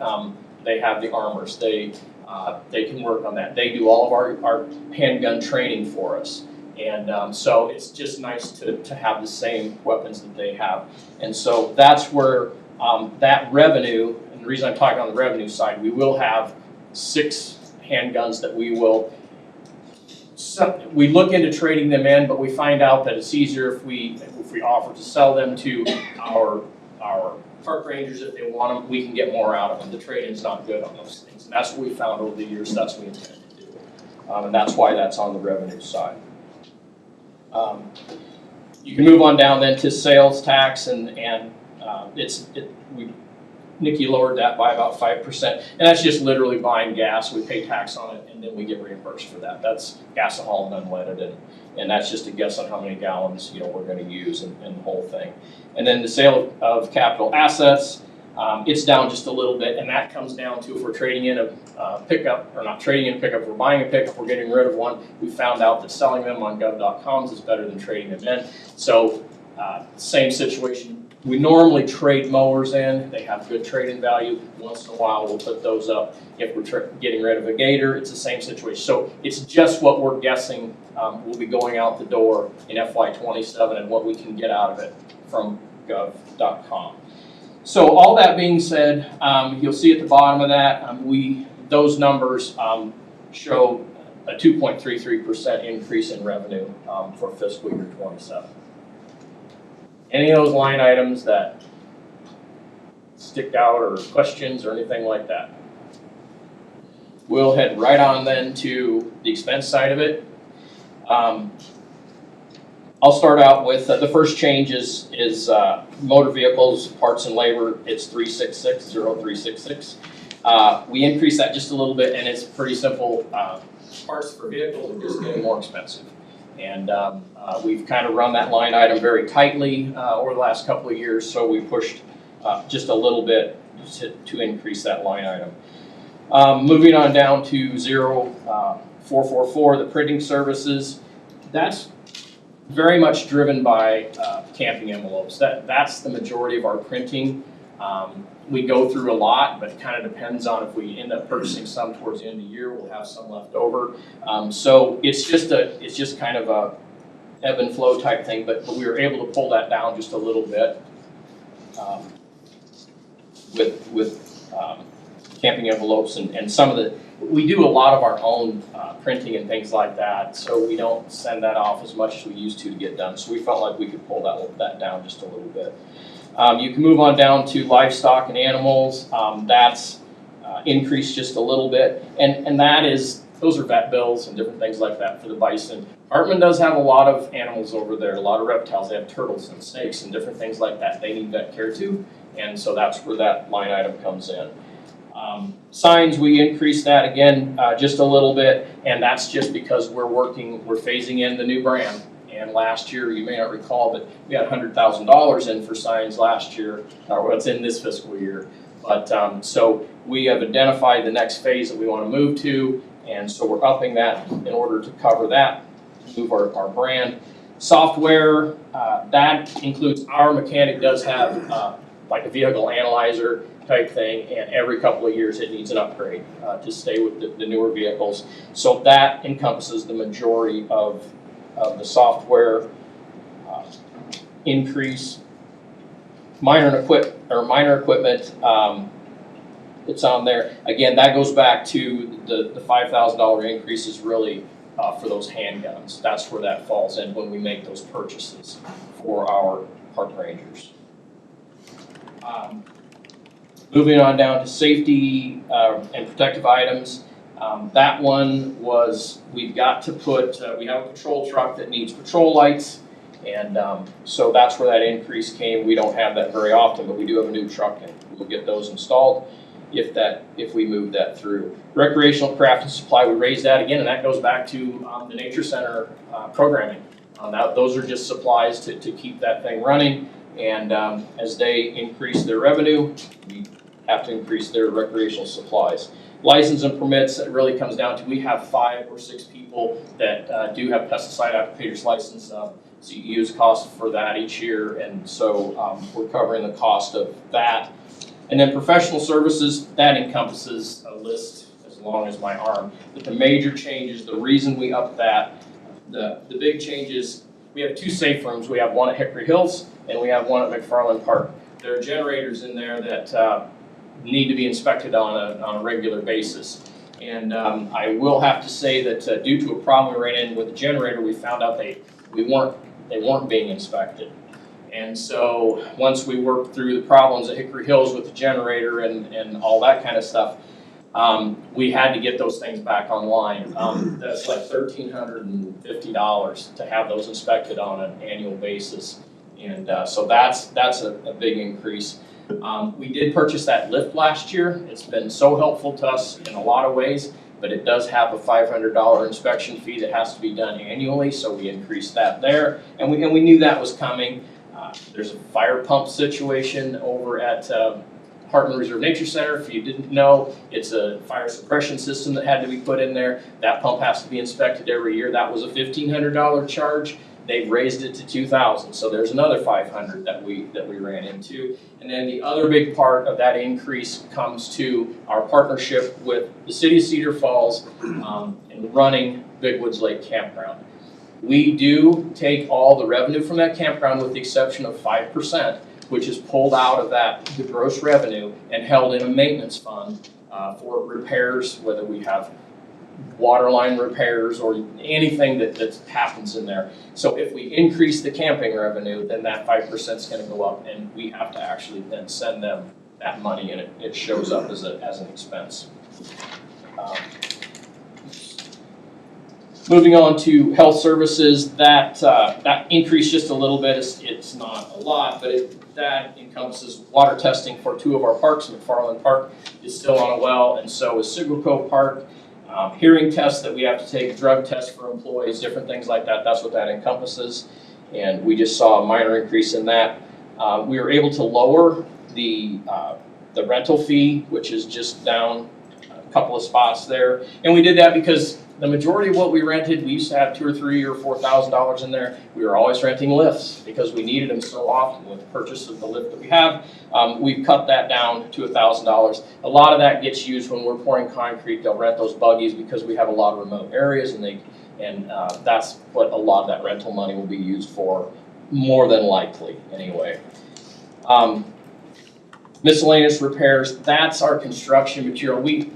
That can be paint, it can be plumbing supplies, it can be lumber, it can be anything we need to repair cabins or any of the infrastructure that we have. It has been, the last several years, it has held its own really well to the point where there was a little overrun. So we just simply tried to tighten that up just a little bit and pull it back down again. And we think this is a more reasonable number based on the last several years. So that's why we pulled that down. Land maintenance and supplies, that's back to our landowner assistance program, and this is the other side of it. Since we aren't going to be spending that money on seed, we can pull that back down again. That will be done by the landowner, and so that's why we pulled that back down. We increased our rock budget, which is next. The asphalt supplies. We increased that just a little bit because we've had a request down at Barnes Ferry, the boat ramp down there. Apparently in the summertime, there's so much use down there, there's not enough room for the vehicles and the boat trailers and everyone that wants to utilize that. And so we have looked into that. We're just going to expand that parking lot just a little bit, and it's just literally gonna amount to removal of a little bit of scrub trees and things like that and laying some more rocks. So that's kind of where that's why we increased that just a little bit. And then utilities, as Nikki will tell you, it's her biggest, one of her big problem child. We never know what it's going to be. I mean, if we have, the more we camp, the higher the utility bills are. And so it's just a guess. She actually pulled that down just a little bit because we think maybe we've got a better grip on it. So we pulled things down where we could. And you'll see then it's showing that those numbers would then indicate about a 1% increase in expenses for that. So any questions at all through the expense side of that? I can quickly touch on, only if you want me to, REAP and the Conservation Trust. Again, these numbers, as Nikki will tell you, they are literally a guess for us. We have a pretty good idea of what our REAP dollars are going to be as far as revenue goes.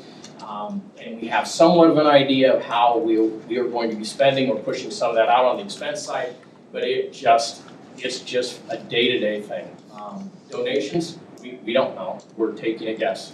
There are a lot of generous people in Blackhawk County, and you know, we can sit there and somebody can walk in the door with a $100,000 donation one day, and then we might not get anything. So it's literally a guess with all those things. But those two funds, the REAP Fund and the Conservation Trust, are set up through Chapter 350 of the Iowa Code, and they allow county conservation systems to hold those funds and roll those over for rainy days. I guess that's the best way I can explain that. So. What is the status of that fund right now? We are, and I've got those, I think our REAP fund, Nikki, was right at about 500,000 in the REAP fund, and the Conservation Trust was 290 Conservation Trust. Now, with the Conservation Trust, almost everything in there is earmarked. When someone donates to the Conservation Trust, a lot of times they're saying, I'm donating this because I want this. Case in point, right now we have a family that donated $125,000. They would like to have a shelter built where the benches are on the outside of the area there at Hartman. And we're working to make that happen for them. It'll be a nice outdoor shelter. And but you know, we never know when those things are going to come in. So, but that's a classic example of how that trust can fluctuate. So. We can move on to capital then. I can walk through that fairly quickly. So, yep, we're ready to go.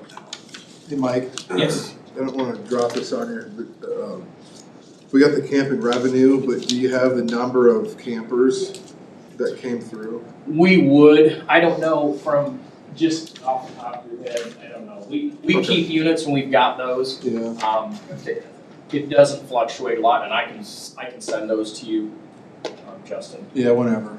Yeah. Thank you. Yep. We're ready to go here. All right, so we'll move through the capital here. This is just a list of what we've got a slide for each one of these, so I won't read down this list, but this is what we've got in front of you. As far as infrastructure, facility type things, nothing really big. We don't have bridges on there this year for the Cedar Valley Nature Trail or any great big $1 million projects that way. We have done so much work to that Cedar Valley Nature Trail, and we've had so many closures with it to dump all that ARPA dollars in it and all those kinds of things. We're going to let that thing breathe for a year. We're going to try not to have any closures, let people use it, but we are gearing up to go after these last 4 or 5 bridges that are on there, and you'll see some of that in here. So I'll just move through this. First slide up is that's the Buckles building at the Nature Center. And so we're looking at siding the Buckles building on the left there. That siding is very old, and you can see it's starting to, the pests are invading.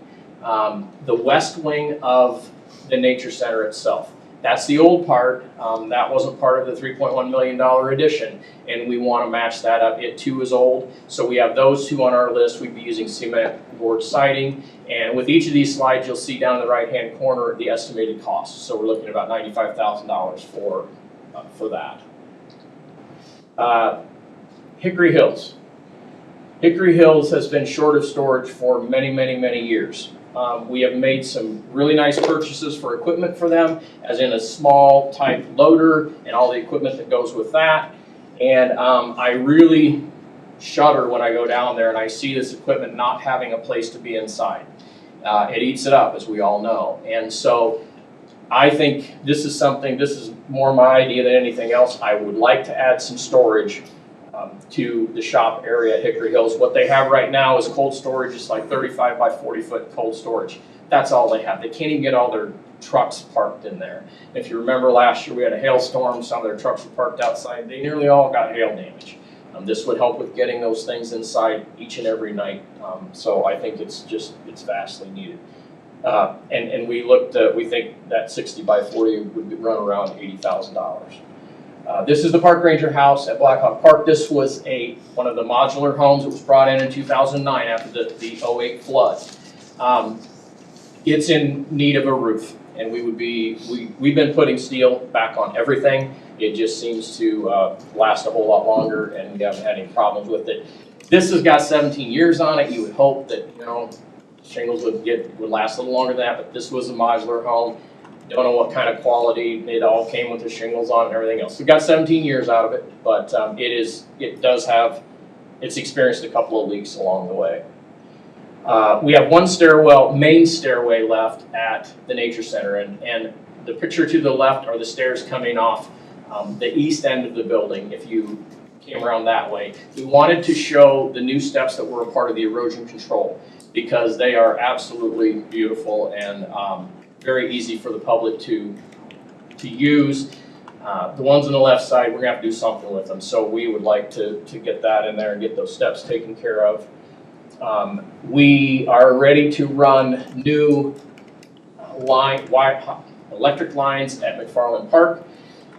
They basically have 20 and 30 amp service, and with the camping units now, you've got to have that 50 amp service. So every one of our other campgrounds has the 20, 30, 50 pedestals. That's what we need to put in there, and so we are looking to add that new electric McFarland Park for next year. We were approached by a group. The disc golf course down Hickory Hills is very popular. The club that uses it wanted to step forward. They wanted to see it expanded. They felt like it would bring people in. We listened, and our board decided that we would go ahead and move forward with some of the costs on that if this would go through. And it's just an expansion going from a 9-hole course to an 18-hole course, and definitely there's area for it. They have pledged to do a tremendous amount of the labor on that, and they know what they want to do in the whole thing. So we've put it in the budget. We have spot repairs to the Sierra Valley Nature Trail, which we always do. And again, we have roots that heave it up. We have, the horizontal cracking that for years you can get by with just crack sealing and that kind of stuff, but those have a tendency to start to droop in, and they're getting big, a lot bigger than what we thought. So we're going to try some different stuff with that, but we are constantly working on that Sierra Valley Nature Trail, especially the old part. We have about 12.5 miles that has not been resurfaced. Instead of, we aren't asking for money to resurface yet, but this will actually help a few years down the road when we probably decide that we're going to go ahead and ask for money to resurface that. So that's normal stuff that we use, that we do to that. We're usually about 50,000 on that. Yeah. Yep. It can be less, Tavis. It's just, we just pick a number and see how far, then we usually talk with, as per somebody, and see how far they can go to repair those things, so.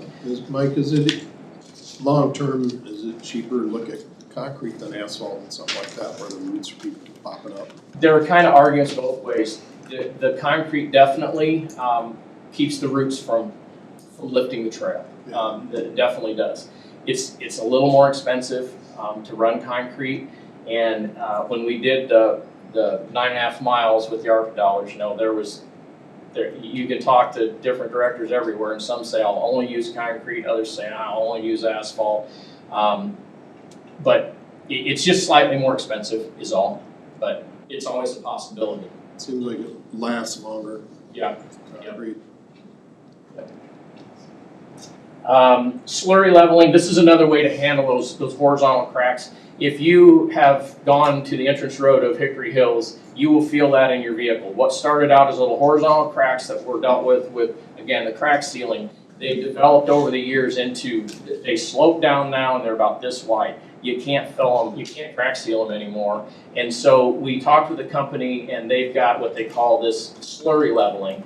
And it's really a rubberized material, but they can just fill it in and it will alleviate that pounding and those cracks. So we'd like to give that a shot, see how it works. This might be something we can do on the Cedar Valley Nature Trail too, but we're gonna try it on the entrance road to Hickory Hills first.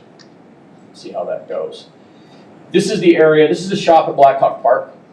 The area in between the truck sheds to the top of the picture and the workshop to the bottom of the picture has always been rock and gravel. It holds water all the time.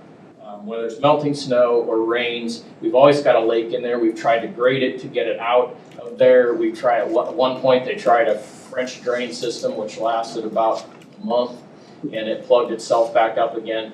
So we are looking at possibly, if this goes through, we're looking at asphalting that and getting it graded the right way. And we hope that it would stay that way, and so we can alleviate the water hole that is constantly sitting out in front of that building. So that's where we are with that. And here's back to the crack sealing again. And we would be hiring that out for a certain amount of, as far as we could go with the $45,000 there. And that's for the parking lot at the Rotary Reserve and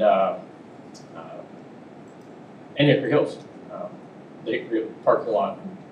So we systematically are going to continue with the crack sealing to identify the worst and get it done each year and kind of keep phasing it in and try to stay ahead of it. So, and then I spoke about the washout of the culverts going into Blackhawk Park's campground. This is actually the main road. The main road was set up exactly the way it was. The road was set up going into the campground. We have an engineering design for the one going in the campground. We know what that's going to cost, about $170,000. We know this one's going to eventually do the same thing. And so what we would be looking at here would simply be design engineering and permitting this year for that so that we could be ready to go ahead and do the construction in the following fiscal year. So that's what we'd be looking at there. Same situation with this. L1 Bridge was a part of, we almost got this done with the remainder of our ARPA dollars, but we just fell a little short. But all the preliminary engineering and design is done on this bridge, so we have moved that a long ways forward. The only engineering left would be the final design. But we wouldn't move into that phase. We wouldn't spend that $20,000 until we identify funding for that bridge. We know what that funding, we know what that's going to be, and so we want to go after state rec trail dollars, federal rec trail dollars, TAP dollars if they're there, and any kind of private funding that we might find. So the kind of the kicker to this is we'd be asking for $20,000 for the final engineering on that bridge, but if we don't get those dollars to fix it, then we wouldn't move forward with that. So that would be something that is kind of an intangible here. And we would know whether we got the state rec trail grant by, I believe it's by August or September. That's when they would announce, we'll apply for it obviously in May or June. And we would know whether we got those dollars or not by then. And then if we did, the construction would be in the next fiscal year and you would see that on FY28. If we don't, then you go back to drawing board, and we've done it a million times. Like I call it the merry-go-round, you get on there and you just keep going after state rec trail, federal rec trail, until you finally hit it, and you will. We did it with the Wolf Creek Bridge. Capital equipment, this is really going to be quick. We always trade in a pickup, we always trade in a mower, we try to keep that rotation going. This is what we have, the old 91's gonna go down the road with 164,000 miles on it. And then this mower is the oldest mower in the fleet, and it will be rotated out too. This is the big item. This is our backhoe. This thing gets used so much, it's crazy. If they're not using it in the north unit, they're hauling it to the south unit for something to be done down there. It is very old, it's getting tired. It's a 1998 version. We purchased it used in 2000, so this would be 26 years that we've had it. One of the big things with it is all of its little moving parts on the back, the pins and the holes, they start to wear. And you don't have as precise, the guys that'll run it will tell you, if we're digging up a water line, and a lot of times there's electric lines laying right there with it. And if the thing isn't tight, it has a tendency to, it sways and it moves, and it's a little harder to run. The guys get by with it, it's fine, but this is very, very old. But this is a big cost. It's been in our 5-year plan for quite some time. We've shoved it down a couple of years, but we thought this might be the time that we would not go too far other than a mower and a pickup, and see if this would go through. The old backhoe we would trade in. We think that's going to be the best way to offset some of the cost on something new. So that's the game plan right now. With it as old as it is, Mike, do you expect much of a, Great question. We didn't get much feedback from anybody when we asked that question. They're pretty tight-lipped with that kind of stuff, and they want you to deal with them, and then they'll tell you what we're going to give you for it. So we don't have great information on that, to tell you the truth, but it's a big item. So anyway, any other questions at all? I had a couple of questions. Can you go back to the Blackhawk Park? You talked about it sort of pooling up, the road improvement there. Yep. There it was. Around 7. You had mentioned 175 for the campsite improvements. Yeah, we're talking about the culvert. Okay. That's the road going into the park. When you and I have talked, obviously talking with Cedar Falls and CFU and trying to get that situated, which it sounds like it's in somebody's hands, but it's inching towards county ownership, right? Yep. The thing that struck me this past year, when we sort of started this conversation, was it was at the same time as Camp Mystic. And that was the park down in Texas. Little girls died with flooding. And that thing being so close to water, the state having so many issues with waterways and flooding. Some of it just nature, some of it practice, what we do with land. If we can get ownership wrapped up this year, where's that 175 coming from for and is that campground improvement, is that just culvert, or what sort of flood mitigation are we looking at? It's just the road going in, it's just the culvert system going in. Okay. I will say that campground is probably as mitigated as it can be, based on the first time we ever dealt with FEMA, I can remember back maybe 1993. So the campgrounds, for the most part, are pretty much mitigated as far as flooding goes. That crossing, we found out right away when we hired Snyder Associates to do the engineering on that. We were hoping that we could raise that just a little bit to avoid some of the closures when we just get water over the road. Doesn't amount to much, just a little bit, but if there's water over the road, we close it. We don't let anybody go through it. We found out right away we can't raise that a 1/16 of an inch. It has to go back in exactly the way it was, or the DNR will not permit it. So raising the roads, which was kind of our hope, is not a possibility.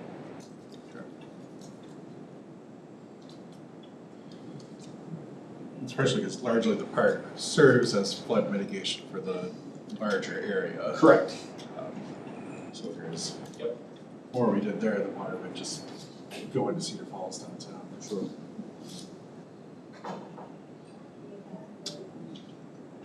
I wish it could have been different. Yeah. But we found out pretty quickly it can't be, so. Michelle, the asphalt was on the capital improvement, the Cedar Valley Nature Trail.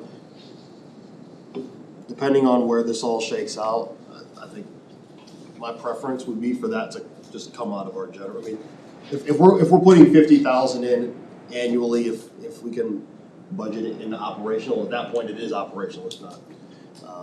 It's just a matter of whether we're gonna eat it. So, in an effort to meet our levy cap, what we've done, what he's showing you is what he's calling his capital program, but some of those get split, like the equipment doesn't qualify for bond funds, so some of that is requested, it will be in a list to request reserves from the general fund to fund it. And the things that are eligible for funds, we'll put on that, and those are choices the board will make. Okay. Thank you. Anything else I can help with? The steps at Harmon. You said this is sort of our last set. Yeah, the last big group of steps that goes down that steep hill, so, yep. The others were paid with. They were a part of the, some of them were a part of the erosion control project. Okay. We had another set of steps that, when we saw how good the other ones looked, on the other side of the bridge, we go, oh my gosh, we should just do those while they're here. It was not part of the erosion control project. We pulled out those dollars out of our REAP account and we just did it while they were there. It was about a $20,000 job, but we finished them. This is all we have left. Thank you. Is that something that we could do a public appeal for trying to help fund with that instead of? We can always ask for things like that, sure. But again, then you kind of wait and see. You can't really put it on a timeline because, you know, it could take years before somebody says, I'd love to fund that for you. Or you could reach out and you could get it in 5 minutes. You know, you just don't know, so.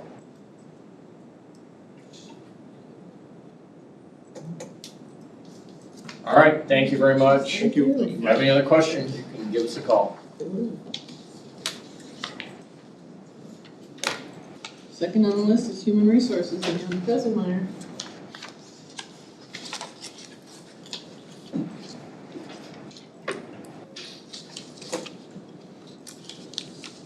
Good morning. All right, we'll go over this, Michelle, the cover. Do we start there, do we? I don't have that. Oh, okay. I put it it's in the air dry. Looked, I didn't see it last week, I'm sorry if it was there, apologize about that. Oh, that's all right. I tried to reach out to ask.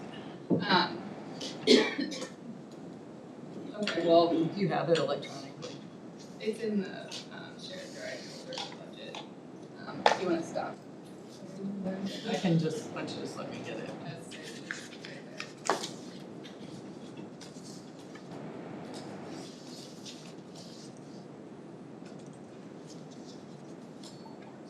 First one.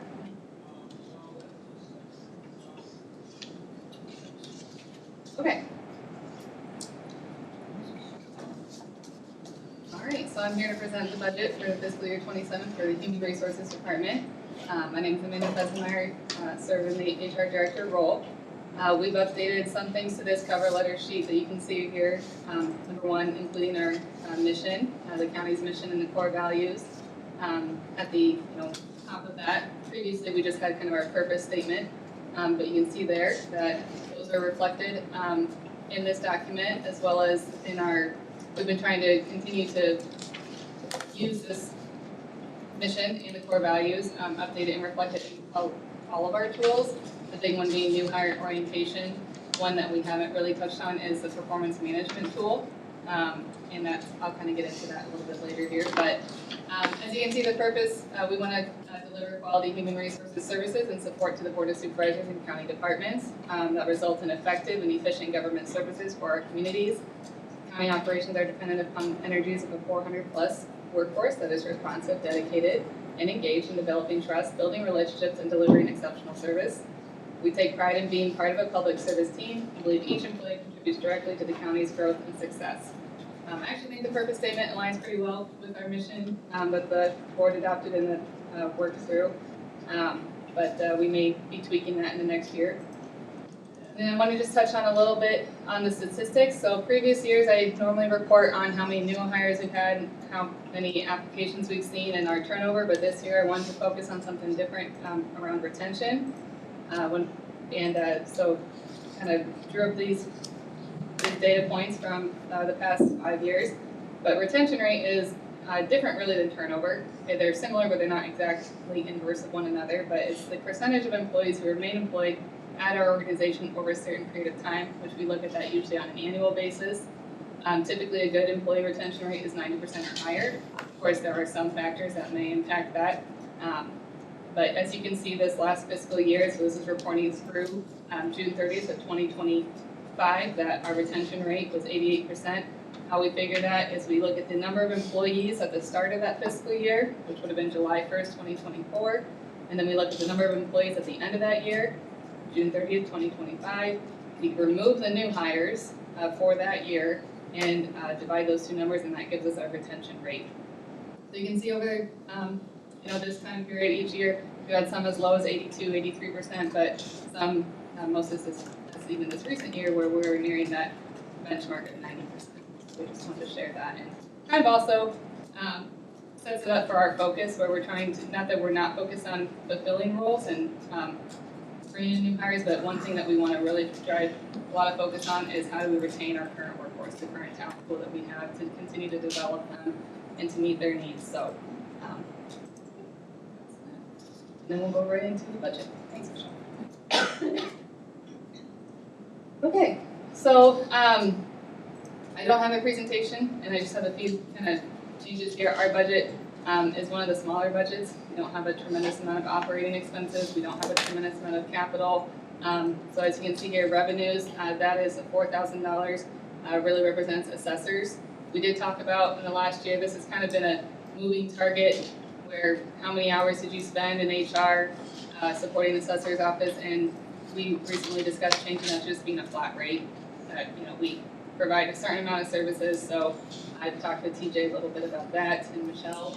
But as you can see in previous years, we've had it as $800, $1,250, and of course that then kind of hurts our budget if we don't actually get that full amount. But we just said, why don't we just make that a flat rate? We know we provide HR services to that department. It's slightly different than the other departments in that it's out of our, they are a separate entity. But any questions on that revenue? Again, getting into the expenses, salaries and benefits. So thank you, Michelle, for putting all that together, and to Joe. They did a great job with collecting all that. This was probably, we weren't as involved, we were still involved, but Joe and Michelle really were able to hone in on the salaries and benefits this year, and that was helpful since we had a pretty busy back end of the year with strategic planning and other things. So moving into the operating expenses, so the biggest increase, as you can see, is the training and education expense. So that's going up, put in a request $38,000, which is $15,000 more than what we've done in previous years. And the purpose of this is really just to ensure that we have training dollars for things like strategic planning, things that may come out of action planning for the priority 2, which is what I'm championing alongside our auditor, Karen Showalter.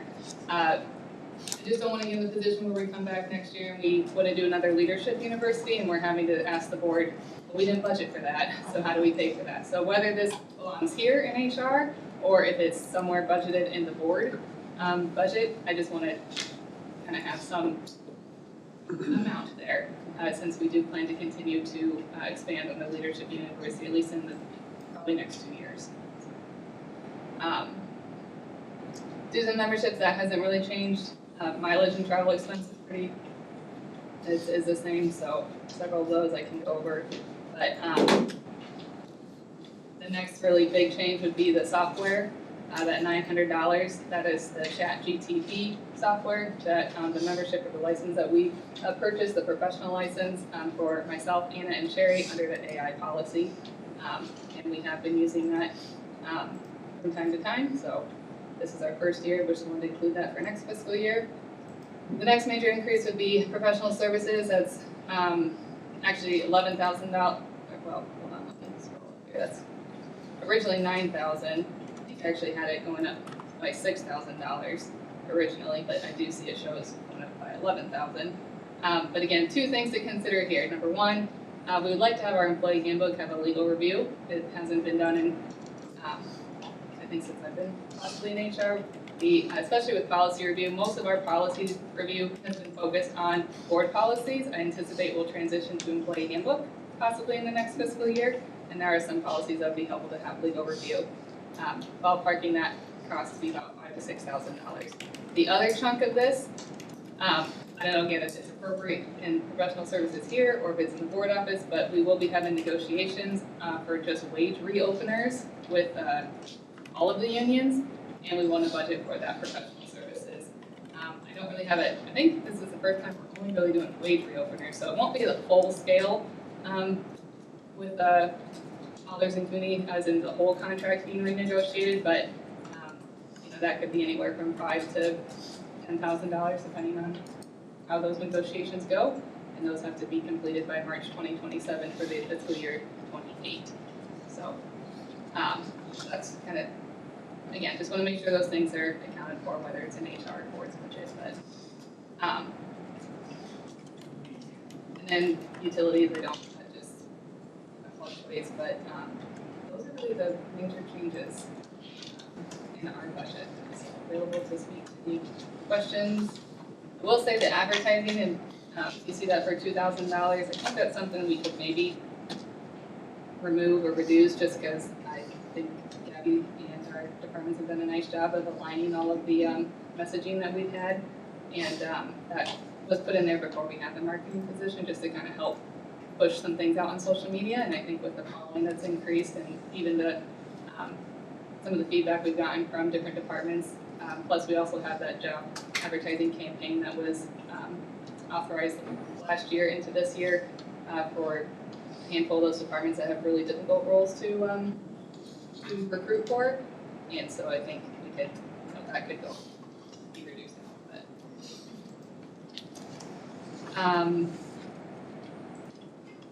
Yeah, no changes in staff, or no requests for changes for that. We are interviewing for our third intern this year, and we plan to continue that internship role and experience. That is human resources. Amanda, how's the utility expense decided? How's that getting broken up? Any idea where we probably know better? Well, assuming this is only the Windstream bill, which I'd have to double check. It used to be split up by primarily long distance calls. Under the new system, which Al and I are still working with, we're leasing things and we're having licensing fees, so it may actually be a little different. And I may be coming back to you before we're done with some adjustments to various departments about that, but we've got a couple large expenses we're hoping to not need going further, and so I don't want to add and then say never mind.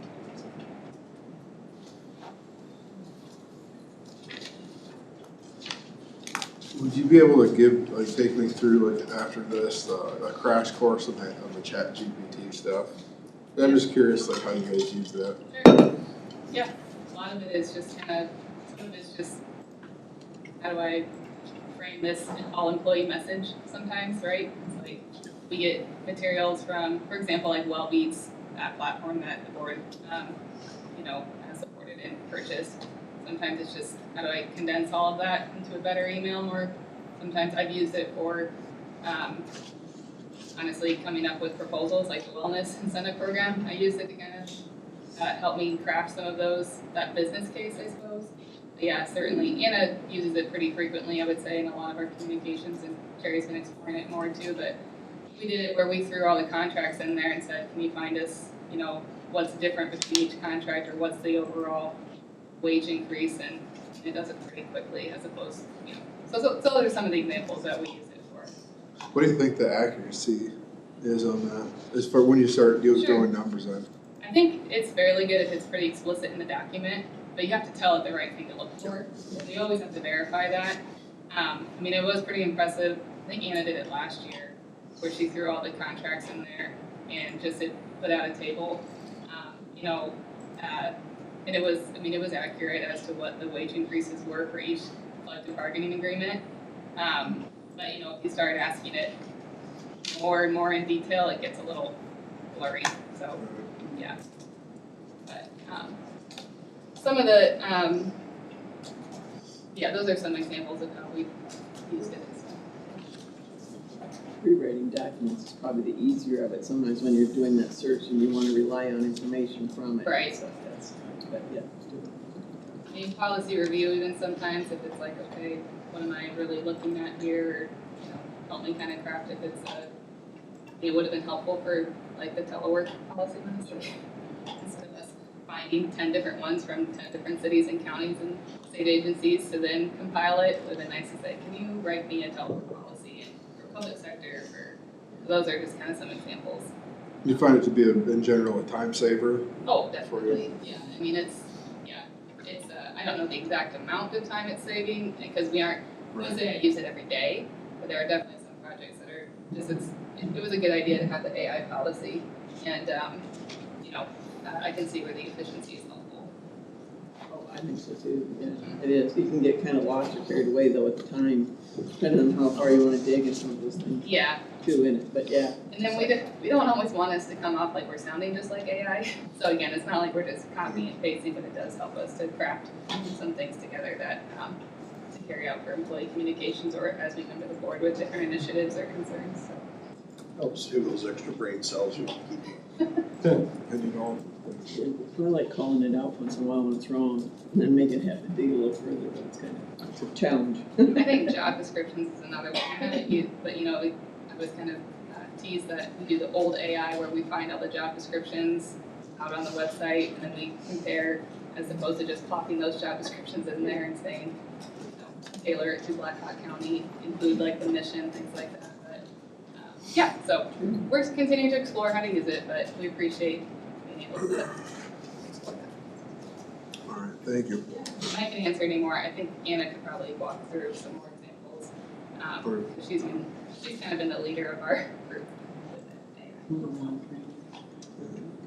This is just see what the. Yeah, but try it. No, that's what I'm gonna, see if it does benefit your next one, for sure. You're right, with it being one of the easier budgets. Yeah, so it's thank fairly you. straightforward.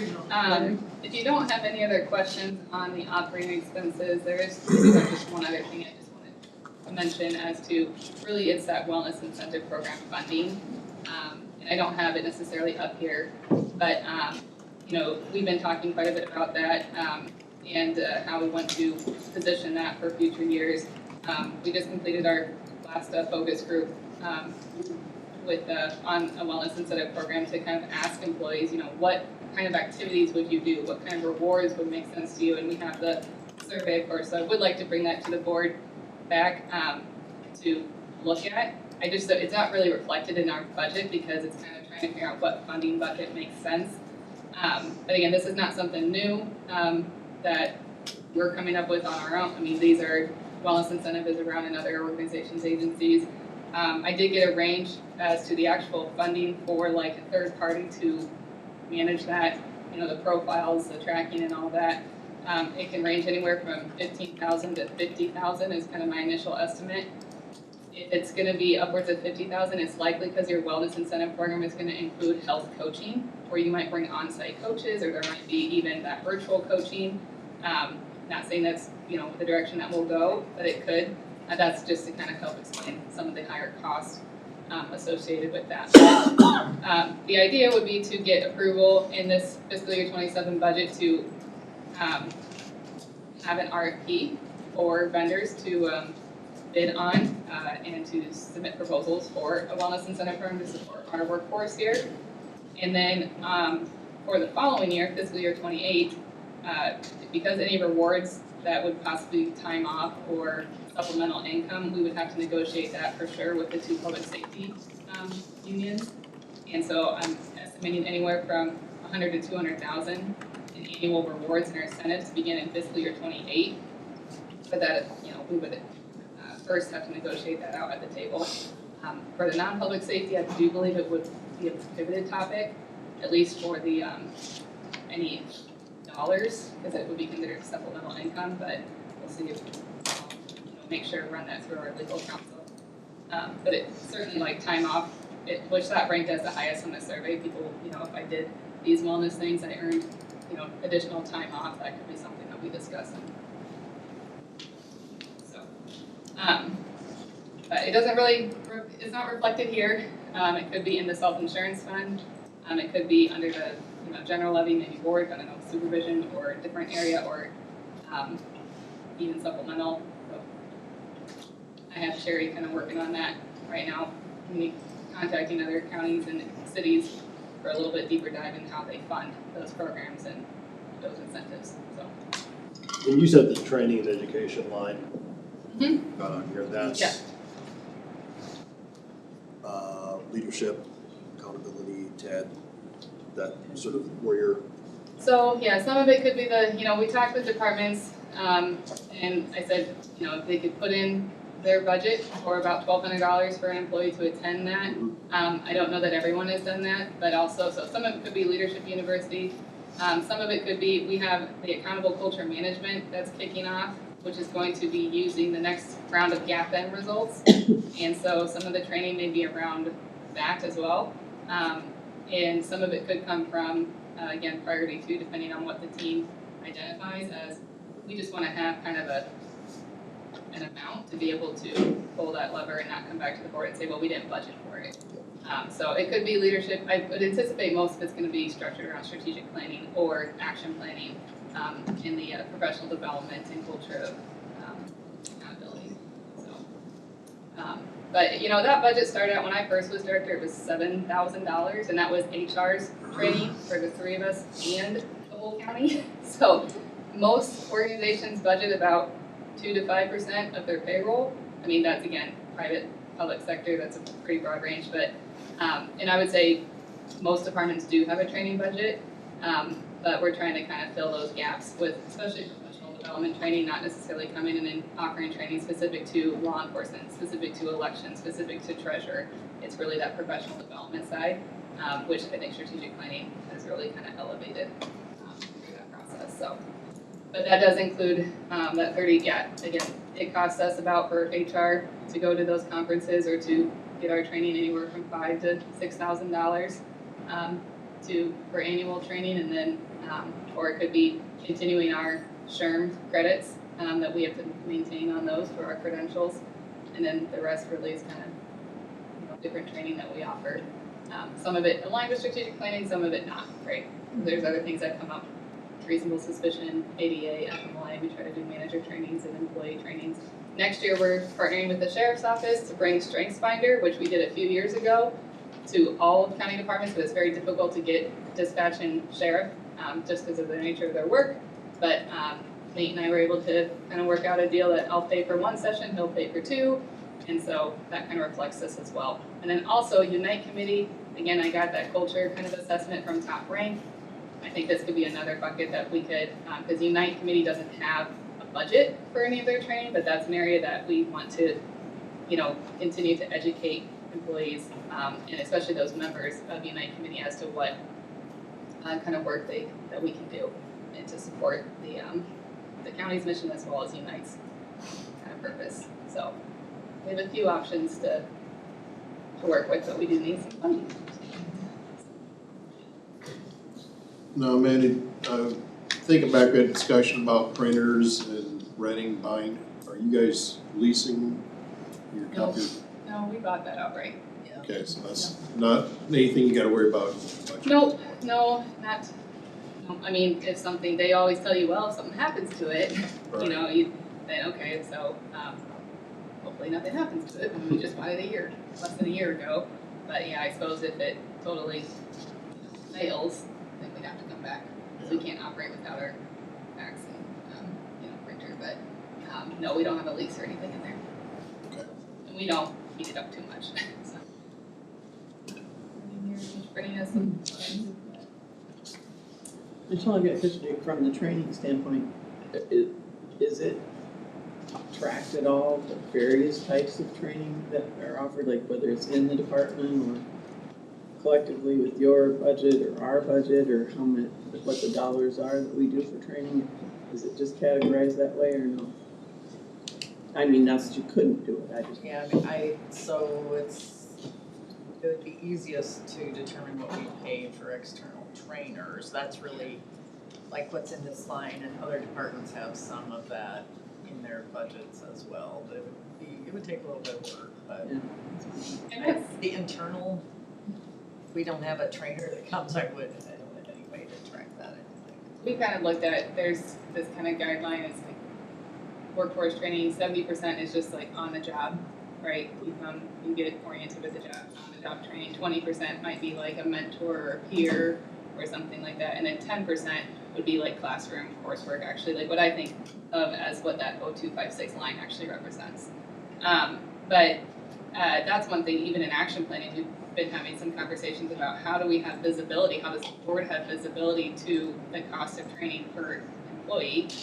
And it would require some effort and would, but is there maybe a goal that departments could have as to demonstrate that they've provided training? And it could be along that lines of 70% is on the job, 20% is kind of that social interaction, and then 10% is actually dedicated to an external trainer or some other coursework or something aligned with their role, their job, or professional development. So, but yeah, to Michelle's point, we could pull those up and see, and I think that's something that even in action planning that might be a recommendation to the board coming, depending on where that lands, but we've kind of identified that it's pretty decentralized when it comes to training. It makes sense, right? Conservation needs a lot different than what the recorder's office needs, but how do we actually track it? Important to know just as far as what we are spending on training. Right. So when there's been some changes, drastic changes, maybe. Well, I'll admit, when I was thinking of training and some of that initially, my thought was for the accountability trainings, for instance, for those who go to each department. I've sort of gone a full 180 there. That I do think it makes sense for us to have HR as sort of the point there. Just to make sure that those dollars are, if they're split up by 14 different departments, it's a little harder to keep it all in front of you. Just looking how to centralize that. Yeah.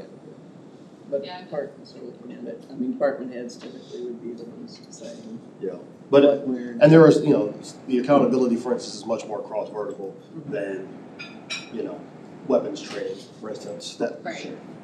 It's pretty specific, so. Yeah. So I think some of these, as we get to a point with action planning where we're sharing our recommendations, it might sound familiar to kind of reflect what our budget is also proposing. So, but yeah, it still would, there may be some other recommendations out of that as to just, again, some departments could say, well, yeah, I have a training, program for every employee, and some departments say, well, I have sort of one onboarding, but then beyond onboarding, what about, again, that retention piece? How are we keeping employees that pass their new hire probationary period, pass their first year, second year, third year? What's their training development plans? And is there a way we can support that in HR that we could do a better job?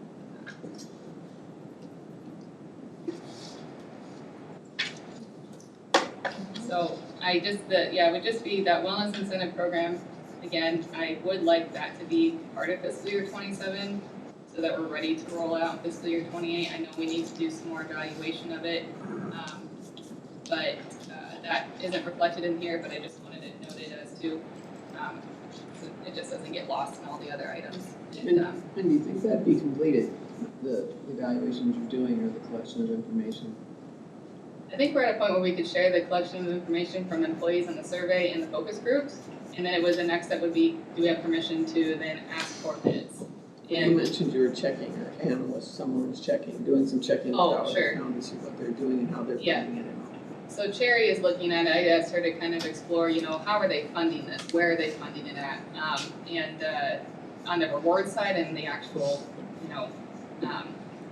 third party like a Wellmark or a Navigate that actually manages the wellness incentive plan. So I mean, if you guys have the time that you'd like to look at that, we could probably get that together in the next, probably not the reward side, because that's till fiscal year 28, and that would happen at the negotiation table anyways.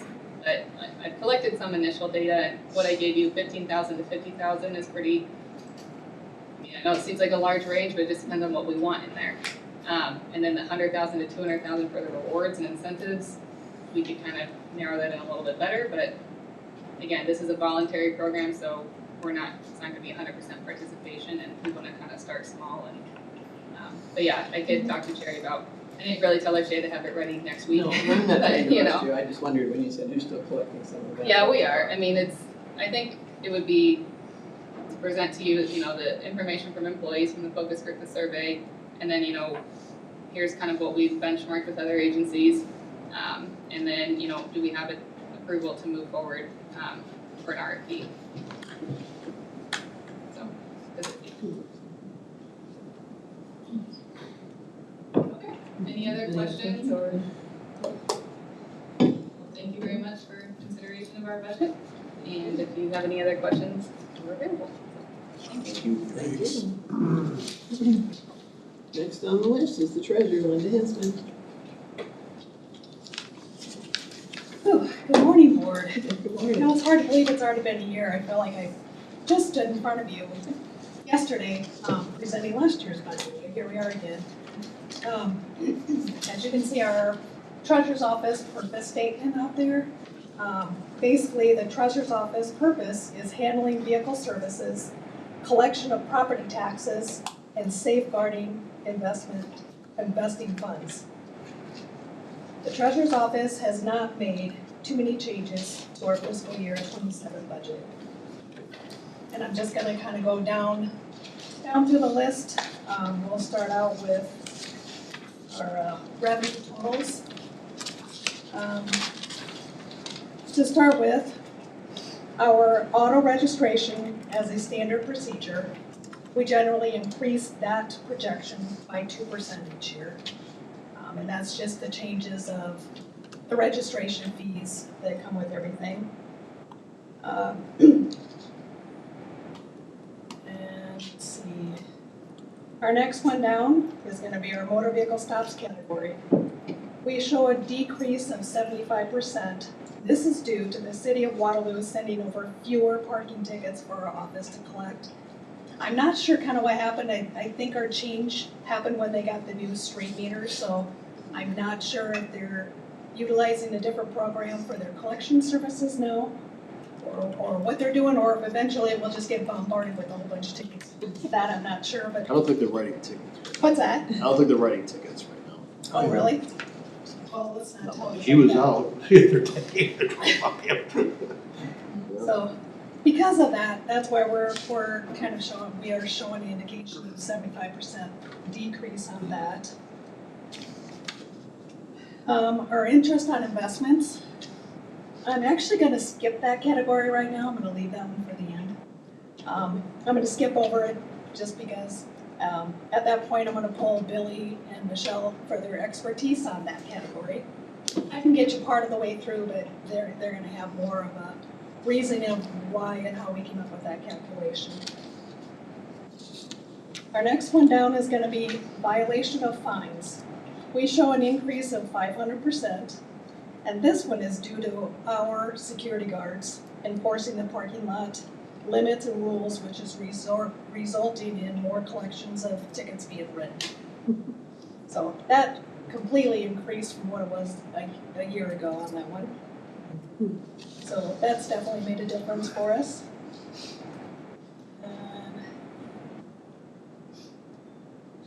Skip over, so that completes our revenue until we get to the end on our interest.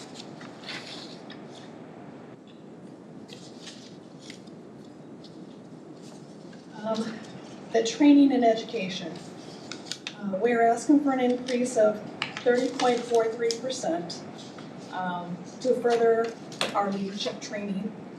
I'm hoping with different education trainings coming up, I'm I'm hoping to be able to send possibly 1 to 2 additional staff members to kind of further that education along. Our office supplies and purchases, we increased by 3.31%. This is basically due to our front staff now having their own copy scanners between each workstation. This has allowed the person to be able to stay at their desk for necessary copies, scanning. Because of this, we have increased our toner usage. It's just made it so much easier for the staff not to have to get up at each time we have a customer to go run back to the copy machine, make their copies scanned, and then go back to the customer. They're able to stay there and do everything one-stop shop. Our maintenance contract agreements, we show a decrease. That is, we have fewer contracts. The contract we currently have is with Jaguar. That is a program that we use to scan our daily check batches to the bank. That's been a great service, so instead of having to actually send or take our daily checks to the bank, we're able to just scan everything in, great service. Then the bank already has everything that we've sent them right on the spot. This was a category that I initially thought I would be asking to increase this year for operating expense to continue our agreement with our current kiosk vendor. But now that the DOT, or Department of Transportation, is providing our queuing system, we no longer need to include the annual renewal for this service. I'm excited to say that saves us from asking for an additional $14,000 to $15,000 this year. Which, by the way, on that one, we actually just went live today with that across the state of Iowa. Our office has not fully pushed. We're still kind of want to make sure we just learn it. We would like to get our dealer members on board with our new system before we fully open it up and just make sure everyone is comfortable and ready for that switch over to the new vendor. The subscription has decreased by 40%. This is due to reducing our subscriptions down to 1. Basically, all we do now is just buy, it's called a PEC book, which gives us all the state updating changes that we're able to go to, showing us what each state law requires or does. And then our utilities, they have increased by 25%. That is for our share of the new county phone system. We do have 21 phones in our office. For that change, that's something that we weren't used to at that point of adding into our budget. But for that service, we'll gladly put into that pot to continue moving forward on that. And then lastly, our interest has been taking a slow decrease. As you all are aware, everything keeps slowly taking away what they're giving us for our interest. Right now, we are estimating our interest to be at 1.6 million. And then this is where I'm gonna ask Millie to step up with her expertise, and Michelle if needed, to go over questions or things that you may have on that. Sure, absolutely. Good morning, board. Billy Heff, I'm the financial/accounting manager for the treasurer's office. I just wanted to specifically talk about the methodology we used this year to calculate the interest to come up with the 1.6. This year I reached out to the representative at our bank to ask about interest rates, and then also I reached out to our largest investment, a representative there. So this year, in calculating the interest, we're using the Bloomberg's World Interest Rate Probability function. And what that does is it predicts future central bank rate changes, and it shows probabilities for rate hikes or cuts. Now, it's a probability, it's not guaranteed that those are the rates that we're going to get, but I needed to start somewhere with that. So the interest for fiscal year 27 is based on those implied rates as of last week. And the Fed is actually meeting on Wednesday, so we'll see how that looks with the probability then for that part. So you're seeing an increase of 550,000 for that. From the 1,050,000 last year to the 1.6 this year. And we're probably gonna be upwards by the time we get done with fiscal year 26, closer to the 2 million. Now, I know we have the opportunity to amend our budgets, but we typically don't on the revenue side, unless usually it's along with expenses. That's traditionally how we've done it. Michelle, correct me if I'm wrong. So asking for a budget amendment at that time was not something that was on the radar at that time. Also in calculating the interest this time, I reworked how we calculate that. So our checking account interest, we actually get a very good interest rate with our checking account. So during property tax time, when we're collecting, I try and keep it as close to the maximum balance that I can to keep that percentage in there, as opposed to move it to another bank that does not give us that great of an interest rate. So I felt more comfortable in the last year knowing how close to get that. And so we had a little bit more interest that way too. It doesn't definitely make up for being twice as much, but that's what we're doing methodology wise.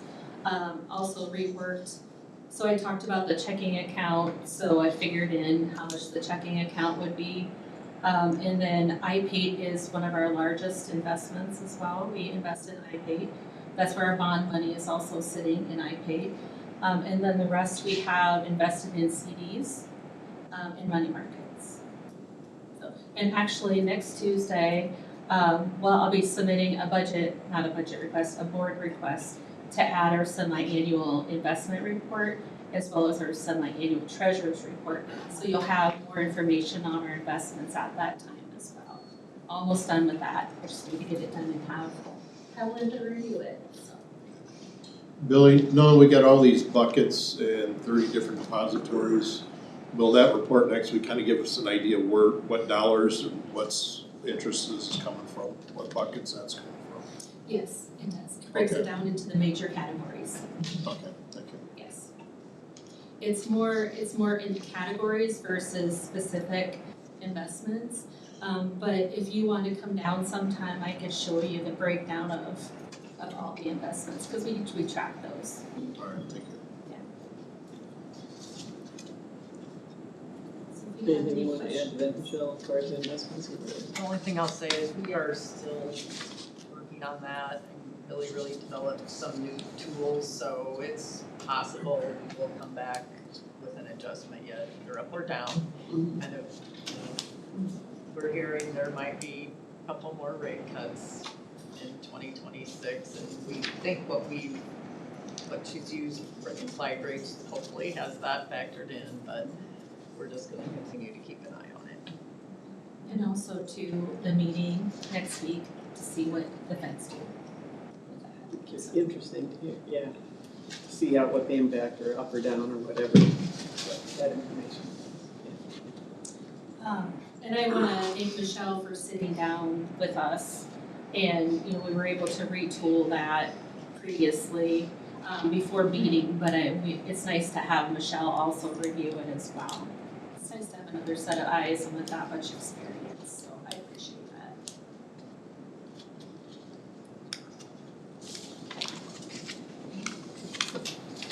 Good questions? When we actualize interest outside of what's budgeted, we earn interest outside of what's budgeted. Those dollars go towards just general fund. This is only for the general fund. Yep. That was one of the tweaks we had to make. There are certain other funds that earn interest that are required to, such as the bond fund, so there's some there as well. And there's some other places that also earn it. We at the end of the month, we distribute interest from our regular checking account into those different funds. like the REAP fund gets some interest and the lost local option sales tax, I shouldn't say local option sales tax, and then of course the bond funds, that's where we also do that in increments. But just what's shown here is just general fund.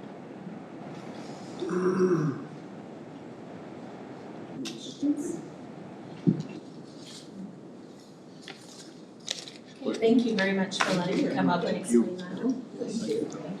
Our general policy that we follow is that interest that isn't required by some law somewhere to be allocated to that fund, it all goes to the general fund. So that's typically what we do. We really wouldn't know that other than you just sharing that with us, I guess at the time we had it. It was, we were able to do that, okay.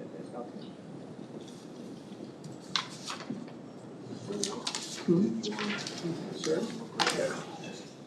Kathy's will be in one.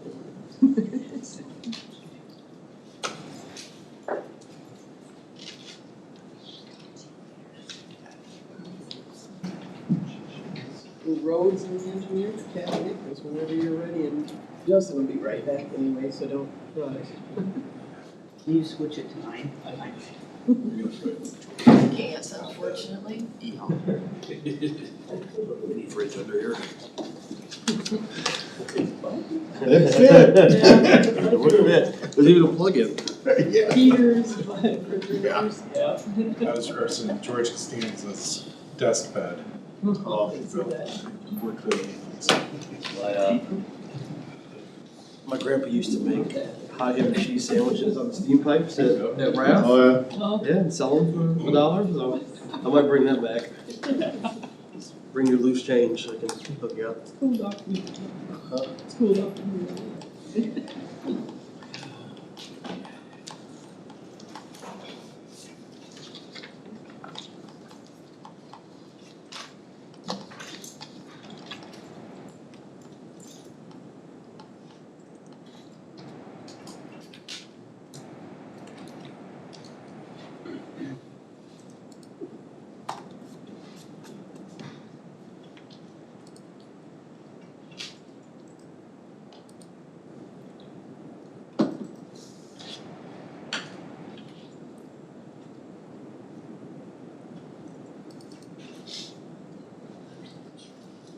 Start if you want to, you said continue on, yeah. Okay. Too long. Okay, good morning again, board. Kathy Nichols, engineer. I'm pleased to present the fiscal year 27 engineer's budget to you. We do take budgeting very serious in our department. We have 7 managers in our department, and we spend quite a bit of time throughout the year talking about budget. I'd like to introduce 3 of our managers are here today. Tiffany Kowalka, our roadside biologist. Gary Ott, our acting shop foreman, is with us today, and then Allison Roby, our budget administrator, is with us today. She will be answering all the questions that I cannot, or the 3 of them will be answering all questions that I cannot answer.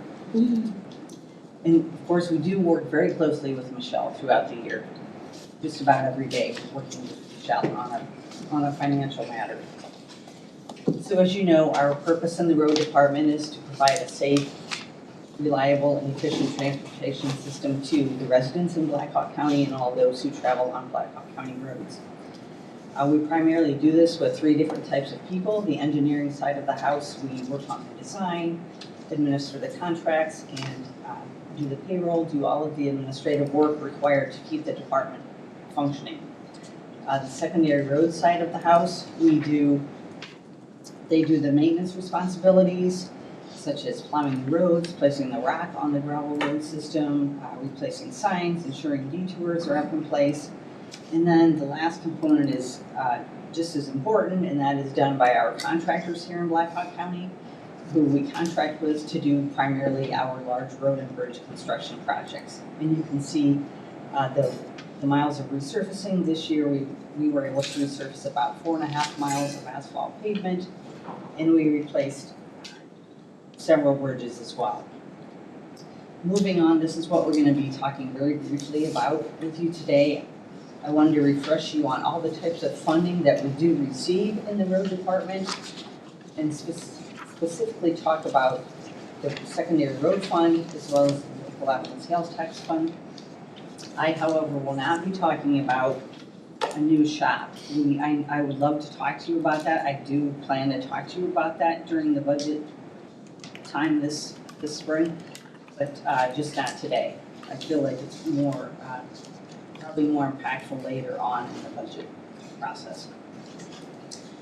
So I just wanted to briefly refresh your memory on what types of funding we do receive in the roads department and what we can spend that money on, because many times it is dependent on how we receive that money, what it is programmed to be spent on.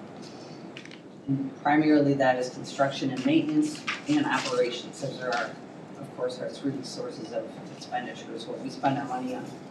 The competitive highway bridge program, that is classified as federal funding that we receive through the Iowa Department of Transportation. That's really on a needs basis. All the counties, our bridges are assessed and then it is split out according to the bridges, our bridges based on the needs.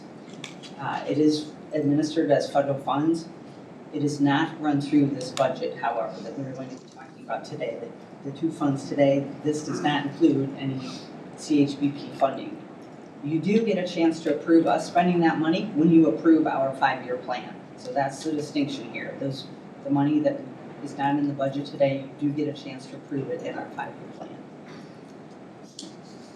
That money is typically about $530,000 a year that Blackhawk County receives. The DOT, that fund, we are able to borrow ahead through that fund. Other federal funds that we receive come to us through the RTA and the MPO. Those do not run through this budget, and we of course administer those as a federal fund, all the federal requirements. You approve us spending that money in our 5-year plan as well. And then the last bit of money that we receive comes to us from the Iowa DOT that doesn't run through this budget, and that would be the farm to market fund. Per the Iowa code, counties in Iowa receive 8% of the road use tax fund at the state level, and it gets divvied up to us by a formula. And we are also able to borrow ahead to that fund as well when we need to, and that money, we can match it with some of the secondary road fund or the local option sales tax money, but we don't run those funds through either of those budgets. Again, you approve us spending that money when you approve our 5-year plan. So the two types of funds we're going to talk about today are the secondary road fund. That's where we receive most of our operating funds through, and that includes the general basic fund and the rural fund transfers as well. And then lastly, we'll talk about the local option sales tax funding. That includes a little bit of operations or salaries funding, but mostly construction funding. So what is the definition of the secondary road fund? And this is typically what counties call our savings account. We receive a lot of the money into our secondary road fund comes from the state of Iowa, gas tax, licensing fees, registration fees, etc. And that comes from the big, large statewide fund that they call the road use tax fund, the RUTF. When it comes to us, we put it in our secondary road fund, and we call that our Fund 120. And as you know, this money is constitutionally protected. When it comes to a road department, it can only be spent on roads. So therefore, we are able to keep it in our secondary road fund, in our savings account. We don't have to give it back to the DOT or the county general fund. If we look at revenues coming into the secondary road fund from that large road use tax fund, the DOT always gives us a number in October or early in the fall in which to budget from. If you look at it over time, the actual amount that we receive is actually more than what the DOT is forecasting. Of course, they want to be conservative. And so over time, it actually accumulates into about $350,000 more a year is actually going into our secondary road fund than the Iowa DOT is telling us will be there in the fall. So again, that creates an increasing fund balance over time. So this is a graph that shows all of the types of funds into our secondary road fund over the last 4 or 5 years. They are continuing to increase. It's the general basic, rural basic, road use, the RUTF money. You can see it's all increasing. Currently, we are projecting we have about $7 million in our fund balance. And then the overall revenue into the secondary road fund this year will be about $9.6 million. And we're gonna talk in detail about that fund now. We've highlighted on your handout there, the green and the gray, the two overages and underages that I'll talk about. So the first one would be the road use tax fund. The DOT fortunately is predicting that will continue to increase. People are continuing to travel, to buy new cars, etc. So they are projecting that fund will increase by about 0.5%. Going down and looking at the next line, the gray line would be, we are not projecting to receive any state grants this year. Last year, the last few years, we've received from a couple grants from the IRVM program, the Integrated Roadside Vegetation Management Program. That comes from the state of Iowa. We are projecting that we will not receive, we will be applying for any grants this year. And then the next line, the next would be our trip permits. We continue to see a decrease in tractors being built by John Deere right in our backyard here, and then being hauled out of Waterloo, Iowa. You can see over the years that it has, several years ago, it was almost $150,000. It really dipped down last calendar year, so we're just projecting a 40% decrease. And again, we won't know this, how many tractors have been moved until the end of the year, but that's just the trend that we're seeing, is less production, less movement of the tractors. And that generates much of our trip permit monies. Not everything moves through our county as a John Deere tractor, but a lot of them are. Let's see, moving on to miscellaneous reimbursement fees. Kathy, Yes. what are the E911 sign sales? 55120. Yes, you want to comment on that? Allison? Yeah, those are those blue address signs that you see. There's an ordinance out there that says that basically we just charge the residents what it costs us to buy them, but we get them through Iowa Prison Industries. And so it's like $25 if a resident wants to buy a sign, or we charge them $60 if they want to buy the sign and have us install it. Okay. So that's just people buying those signs for their yards, basically. Got it. Yeah, we're just projecting no increase or decrease in that. Yeah. Remain the same.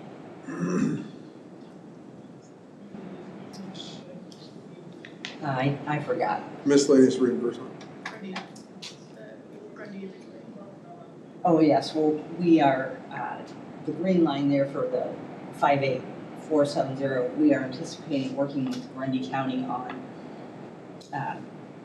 a design, hiring a consultant to look at the Ridgeway-Grundy Road intersection, if you're familiar with that intersection in the western part of our county. We share that intersection with them.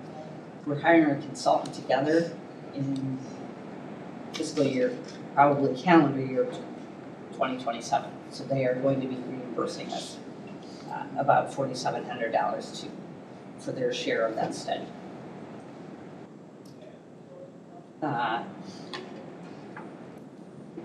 So you can see our overall revenue is, in that top portion, it's about the same, 0.08% lower.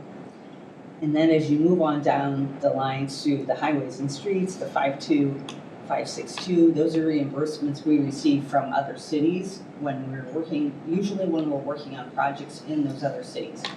We are anticipating paving Raymond Road this coming year. And that encompasses a portion of Gilbertville, the city of Gilbertville, and the city of Raymond, incorporating some of the work. So we're anticipating receiving reimbursements of about $100,000 from both of those cities for that work. Moving down and looking at the general basic fund transfer, so that transfer amount was set at 97% in fiscal year '26. That is just us projecting what that amount should be. And then the rural basic fund is set at 100%. And moving on down to the bottom of the very bottom line, you can see our projected revenue would be the $9.597 million. Do you have any questions on that? Okay, let's talk about our people. We are not anticipating changing our FTEs at all. We have had 41 people since I've been here. It's technically 42.06 when we hire a summer intern. And we are sharing a position with conservation at 60-40% ratio share with conservation for a GIS technician that is continuing to work out very well for both departments. Of course, our salaries are increasing due to COLAs and our costs of health insurance, disability insurance, those items as prepared by Human Resources and Finance, that those are increasing about 5% collectively. Do you have any questions about our salaries? Okay. Moving on to our operating expenses. I will go line by line here, and our first one would be training, the 0256 budget item line. We're reducing that by $1,700 because we do not need to pay for crane operator training this year. That's about a $5,000 expense when we need to have our crane operator trained on it. I believe that's a 5-year cycle. So we don't have that, but we do have some technician certifications, although fewer than last year. So we're showing a slight decrease in that line item. Our motor vehicle parts and labor,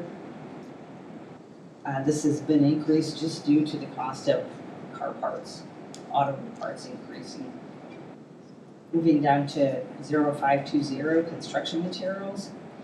We anticipate having to do some concrete repair work in the Beaver Hill subdivision area. That's concrete roadways up there, so we will be doing some patching up there, so that is the reason for that cost.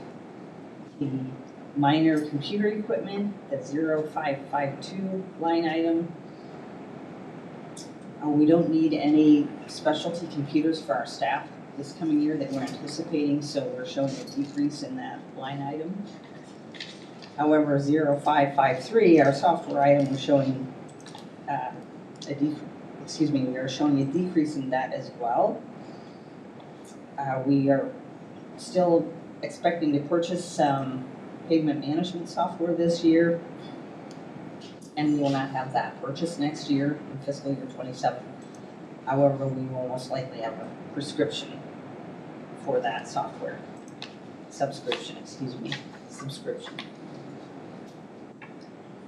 Moving down to the 0574 minor equipment line, we're showing an increase because we need to buy tire chains, brush cutting equipment, 3 new chainsaws, spray logging equipment. We need a new diagnostic tool for smaller vehicles, similar to the one that, a similar setup to what Mike mentioned. These new vehicles need diagnostic tools to diagnose them. Let's see, our 0575 fuel and lubricants line, we are just increasing that to keep up with costs. And then the last item, safety and protective items at 0588. We've increased that by $7,500 because we need to replace chaps and hard cats for our secondary roads. Any questions on this page about expenses? Moving on to our operating, continuing to talk about our operating expenses. Engineering supplies, we need to resupply our lath and survey supplies. Those fall in that category. Our 0625 licenses and permits.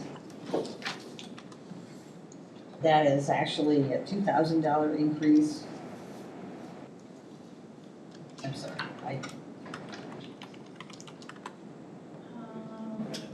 we had, I think Allison, you told me that. So in this FY '26, that line specifically is the fee that we pay to Consolidated Communications, maybe, for the access to the radios. So all of our operators have radios in their equipment, and we're on the same system, so we pay $17,000 a year to that.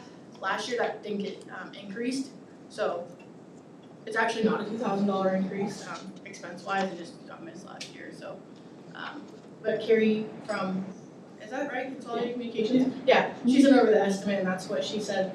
FY '27 bill to secondary roads, and we pay them quarterly for that. So it's an increase of about $1,000. Yeah. Dollars.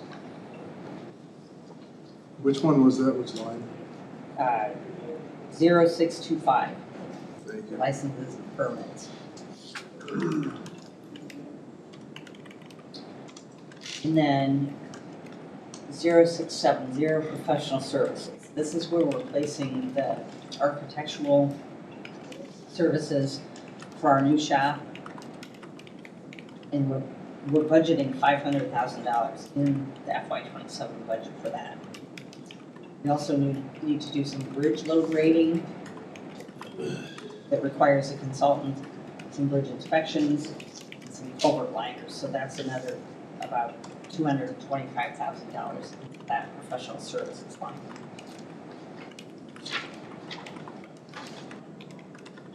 Health services is our 0676 line. And we're increasing that for new employment screening, so when new employees start with us, we have to do a screening. And we have to continue to pay for commercial driver's licenses holders. We have to do their random drug testing. And we moved this from another code.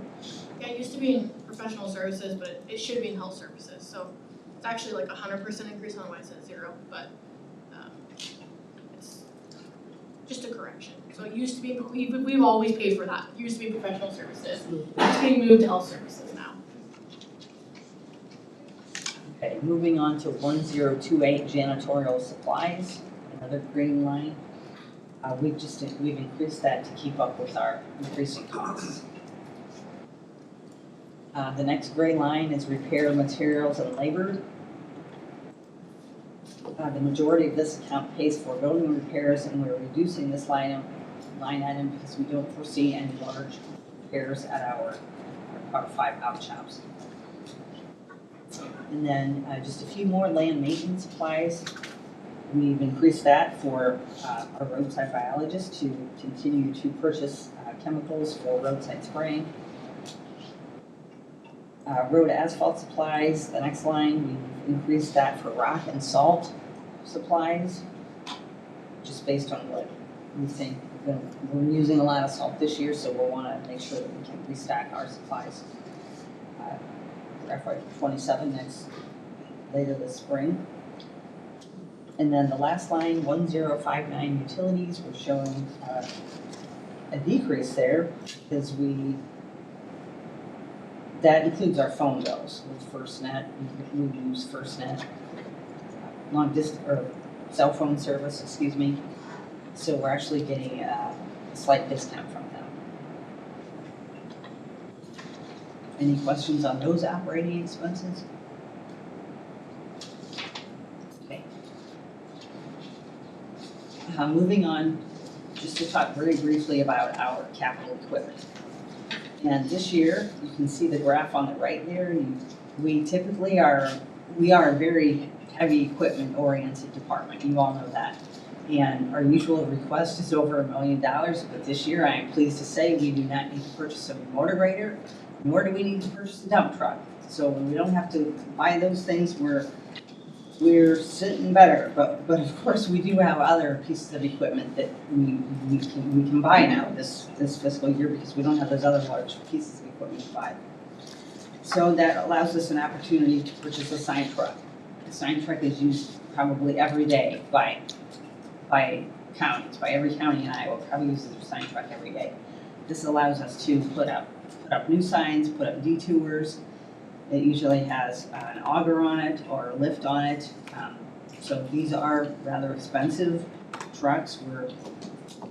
We are not entirely sure this go around what type of chassis we're going to buy for this particular sign truck. So we budgeted for an international type full-size truck chassis, and we're budgeting that at $260,000. Our current sign truck is a 2015 International with about 157,000 miles on it. Moving on down the list of the capital purchase requests, we'd like to purchase a used mini excavator.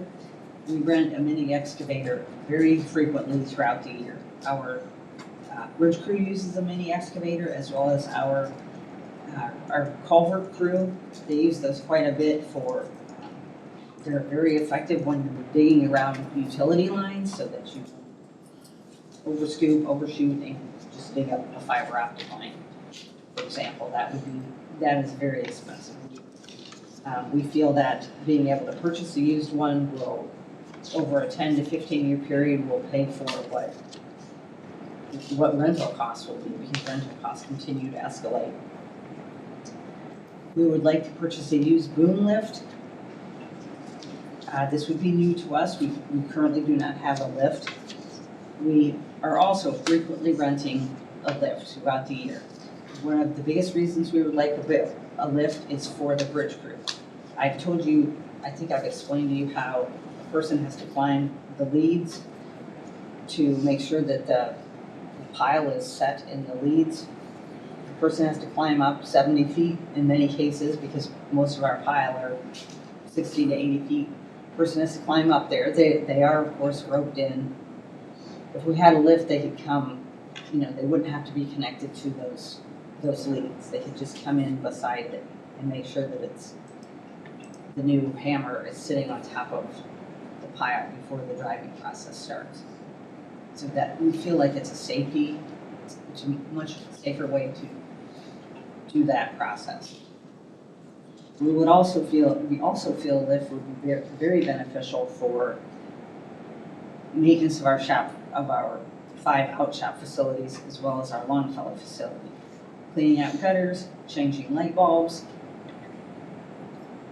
just that routine maintenance that we do have to rent a lift for several times a year.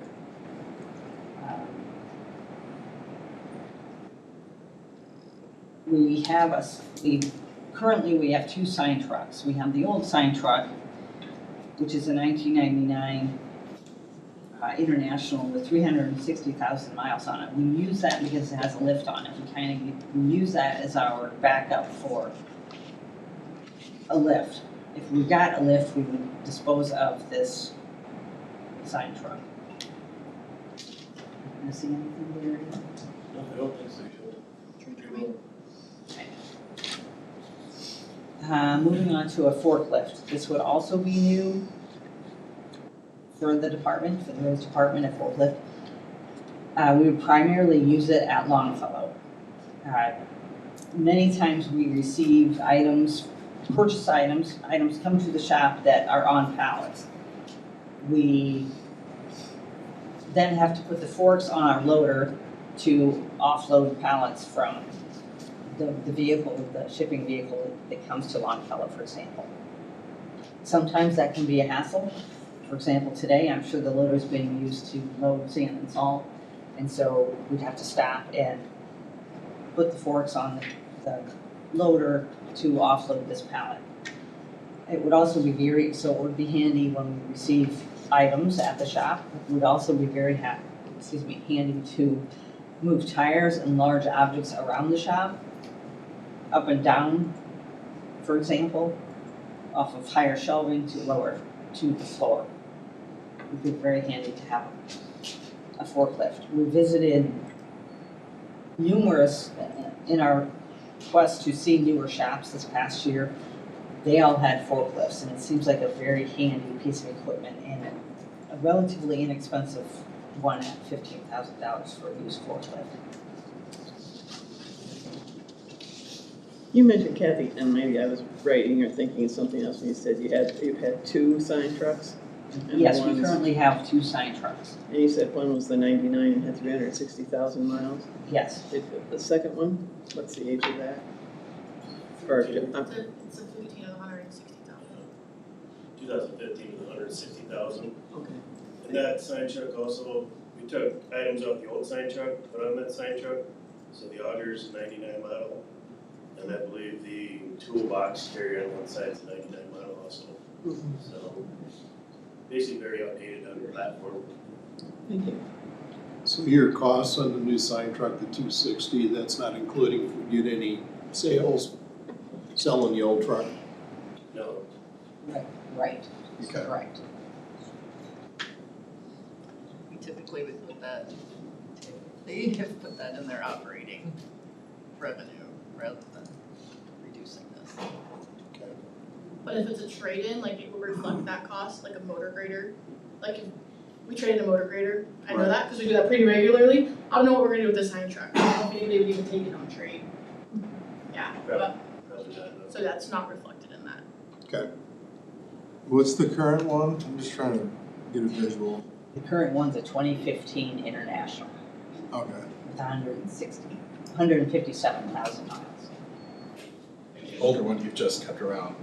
Right, the old one we kept around primarily because it has a bucket on it, a filter bucket. We use that currently for trimming trees, and it's really not the greatest. And that was another Yeah. broke boom lift as we built. Yes. The one they pulled those trucks and use the boom lift out on the roadways to do brush. Thank you, I forgot to say. Those 3 pieces or 4, I guess you've got up there that are used too, as far as if you were, those were new vehicles, it'd be what, double or more? Yeah, probably. Okay, thanks. Maybe forklift would probably be right around 45. The boom lift probably around 150, 160.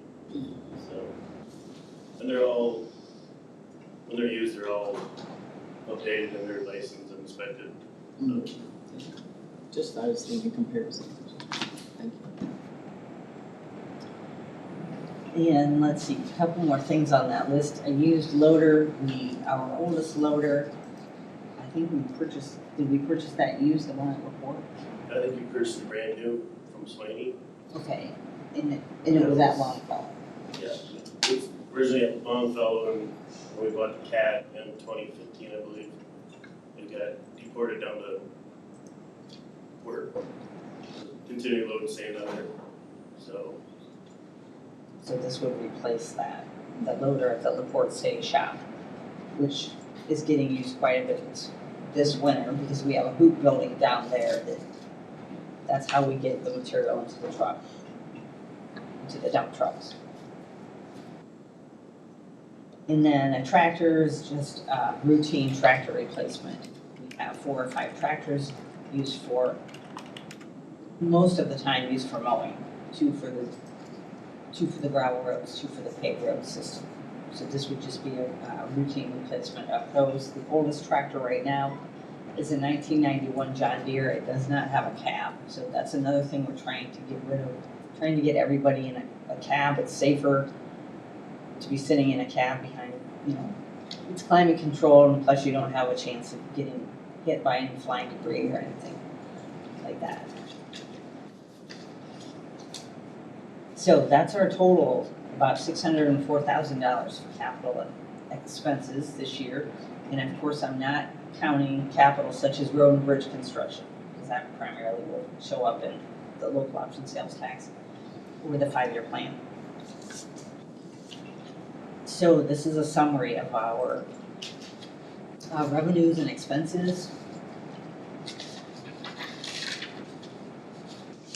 You can just, to summarize, you can see at the bottom there, we're showing our revenues will exceed our expenses by about $597,000, so we're hoping to have about $600,000 more in our fund balance next June of 2027, which I guess would be a year and a half away from now.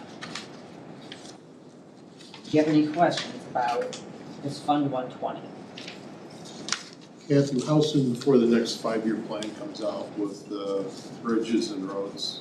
Next, So we, by law, the engineer updates that every year, so we have to have it into the Iowa DOT on April 15th. So okay. I'll be talking to you, it's usually by the end of February, first part of March, we're talking about that and going to some of the same stuff. I know when I was going to the township meetings, they really, I know they've had that access to it, but they really absorbed it. It was like, wow, we get to see this up front and close. It was like, they acted like they'd never seen it before. The 5-year plan? Yeah, and I know it's been out there, they said that, but it wasn't presented to them like that, piece of paper. Sure, yeah, and that's on our website. Yeah. We have that color-coded map, and I'll go through all those things with you guys in several weeks. Okay. Yeah, it's definitely out there today. Okay, moving on to talk about the local option sales tax, or Fund 167 budget. You all know that the local option sales tax line was modified last November. It now allows us to pay for capital equipment and even maintenance. That is about $2 million a year of revenue that we are receiving from that fund. We will spend the bridge crew projects. I told you how we fund those out of the local option sales tax. Right now, we're budgeting for some wages for the bridge crew, their wages and all the associated costs with their wages. We budget for some right-of-way, and then we also budget for some construction. So if you look down towards the bottom, you can see 1222, the infrastructure for $720,000. That's gonna be the next page, and that's what I failed to update on the original handout that I had for you. But this is now been updated for fiscal year 27. This is what we anticipate spending on construction from that fund. Two of the bridge crew projects, or the two bridges the bridge crew will be replacing this coming summer on Amesboro and Hess Road. We budget those at $85,000 each. And then our Eagle Road Bridge Replacement Project, that's that bridge we're still waiting, that we applied for the federal grant. We're still waiting to hear if we received the federal grant. It's about $1 million bridge, or $1.1 million bridge. This would be our match for that bridge. So that's just, we're only going to get a set amount, the 80% that we requested from the federal grant. So if it's more than that, we have to make up the match and any overage. And that's what we're budgeting as $220,000. And we're taking seal coating. This year's upcoming seal coat project is being funded through local option sales tax, as well as some hot mix asphalt patching. Like when we do culvert repairs, that type of thing, we need to patch the road. Hey, Kathy, Any questions on that?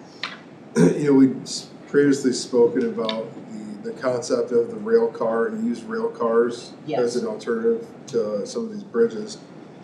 Is that something that we could explore now, knowing that the local option sales dollars can also be used for equipment purchase too, right? Looking at the capital purchase intent. Perhaps some of those dollars that, if that were to be like I don't know, let's just say $40,000 savings, to use the rail cars, if it were feasible. And I'm just throwing numbers out here, actually, but perhaps that shifts some dollars over to help with the capital improvement. Sure. Yes, we can explore that. I can have actually the recently retired Buchanan County engineer is promoting the rail car bridges to Missouri counties. He could come here and talk to you as well. I can most likely ask him to speak to you as well. He's an exciting speaker. Yeah. And then you could hear it from someone who had, I believe, 40 of them, approximately 40 in Buchanan. So yeah, we can definitely talk more about that. Yeah, that would be great. Thank you. Okay, that's, do you have any more questions about the local option sales tax money? The budget for that? Okay. That's really about it. I would really like to talk to you about the new building, but it's been a pretty long meeting as it is, and I feel like maybe this is better discussed further along with budget presentation. Thank you again for your support, and thank you. Thank you. Thanks, Kevin.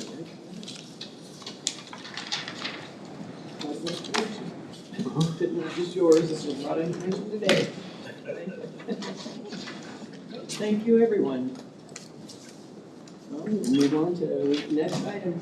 Nobody has any comments? Any reports or information from the board? Yeah, really, I think we had meetings last week for both the Middle Cedar River watershed and then also a meeting for the Upper Cedar River watershed management authority. First on the Middle Cedar, I brought up the EPA grant before that we're waiting for. As far as we know, we've still been granted it, but we were supposed to have been given an agreement beginning of January, but we're still waiting on that agreement to come through to us, and we're not quite sure what the delay is, but we're still cautiously optimistic because it would be a $2 million grant for infrastructure projects within the Middle Cedar, and it's supposed to be geared towards demonstration kind of projects, and so there'll be whether it's an oxbow restoration or buffer strips, and then it'll be coupled with heavy monitoring to show the efficacy of those practices. And then for the Upper Cedar, and this impacts both of the watersheds as well as the Lower Cedar, which we're not in.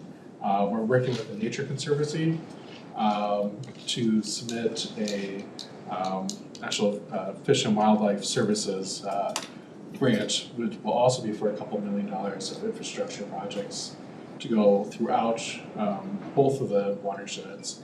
And we're currently looking for, we're sending letters of support, but we're looking for matching projects. And so I've asked them to loop me and Mike Hendrickson in to see if there's any matching projects that we've done within the last 3 years that can be, we can include projects completed within the last 3 years or planned projects as match for that grant. But so hopeful that there'll be more infrastructure going in to help both flood resiliency and water quality across the Cedar River.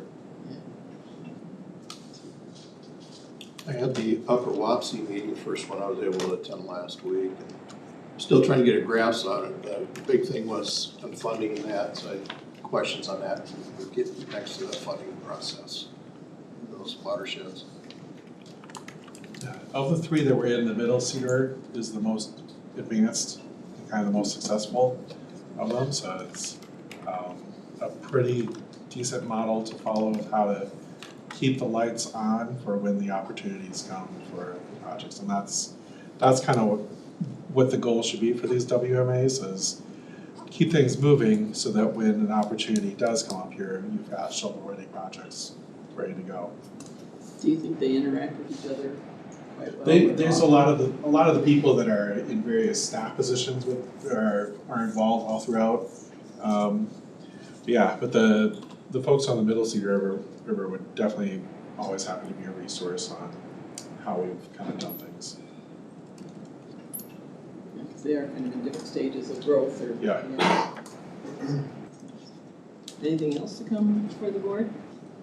We have a work session tomorrow at 9, so. I guess we'll move on to adjournment. Any motion for adjournment? So moved to. So moved. It's been moved and seconded. All in favor, say aye. Aye.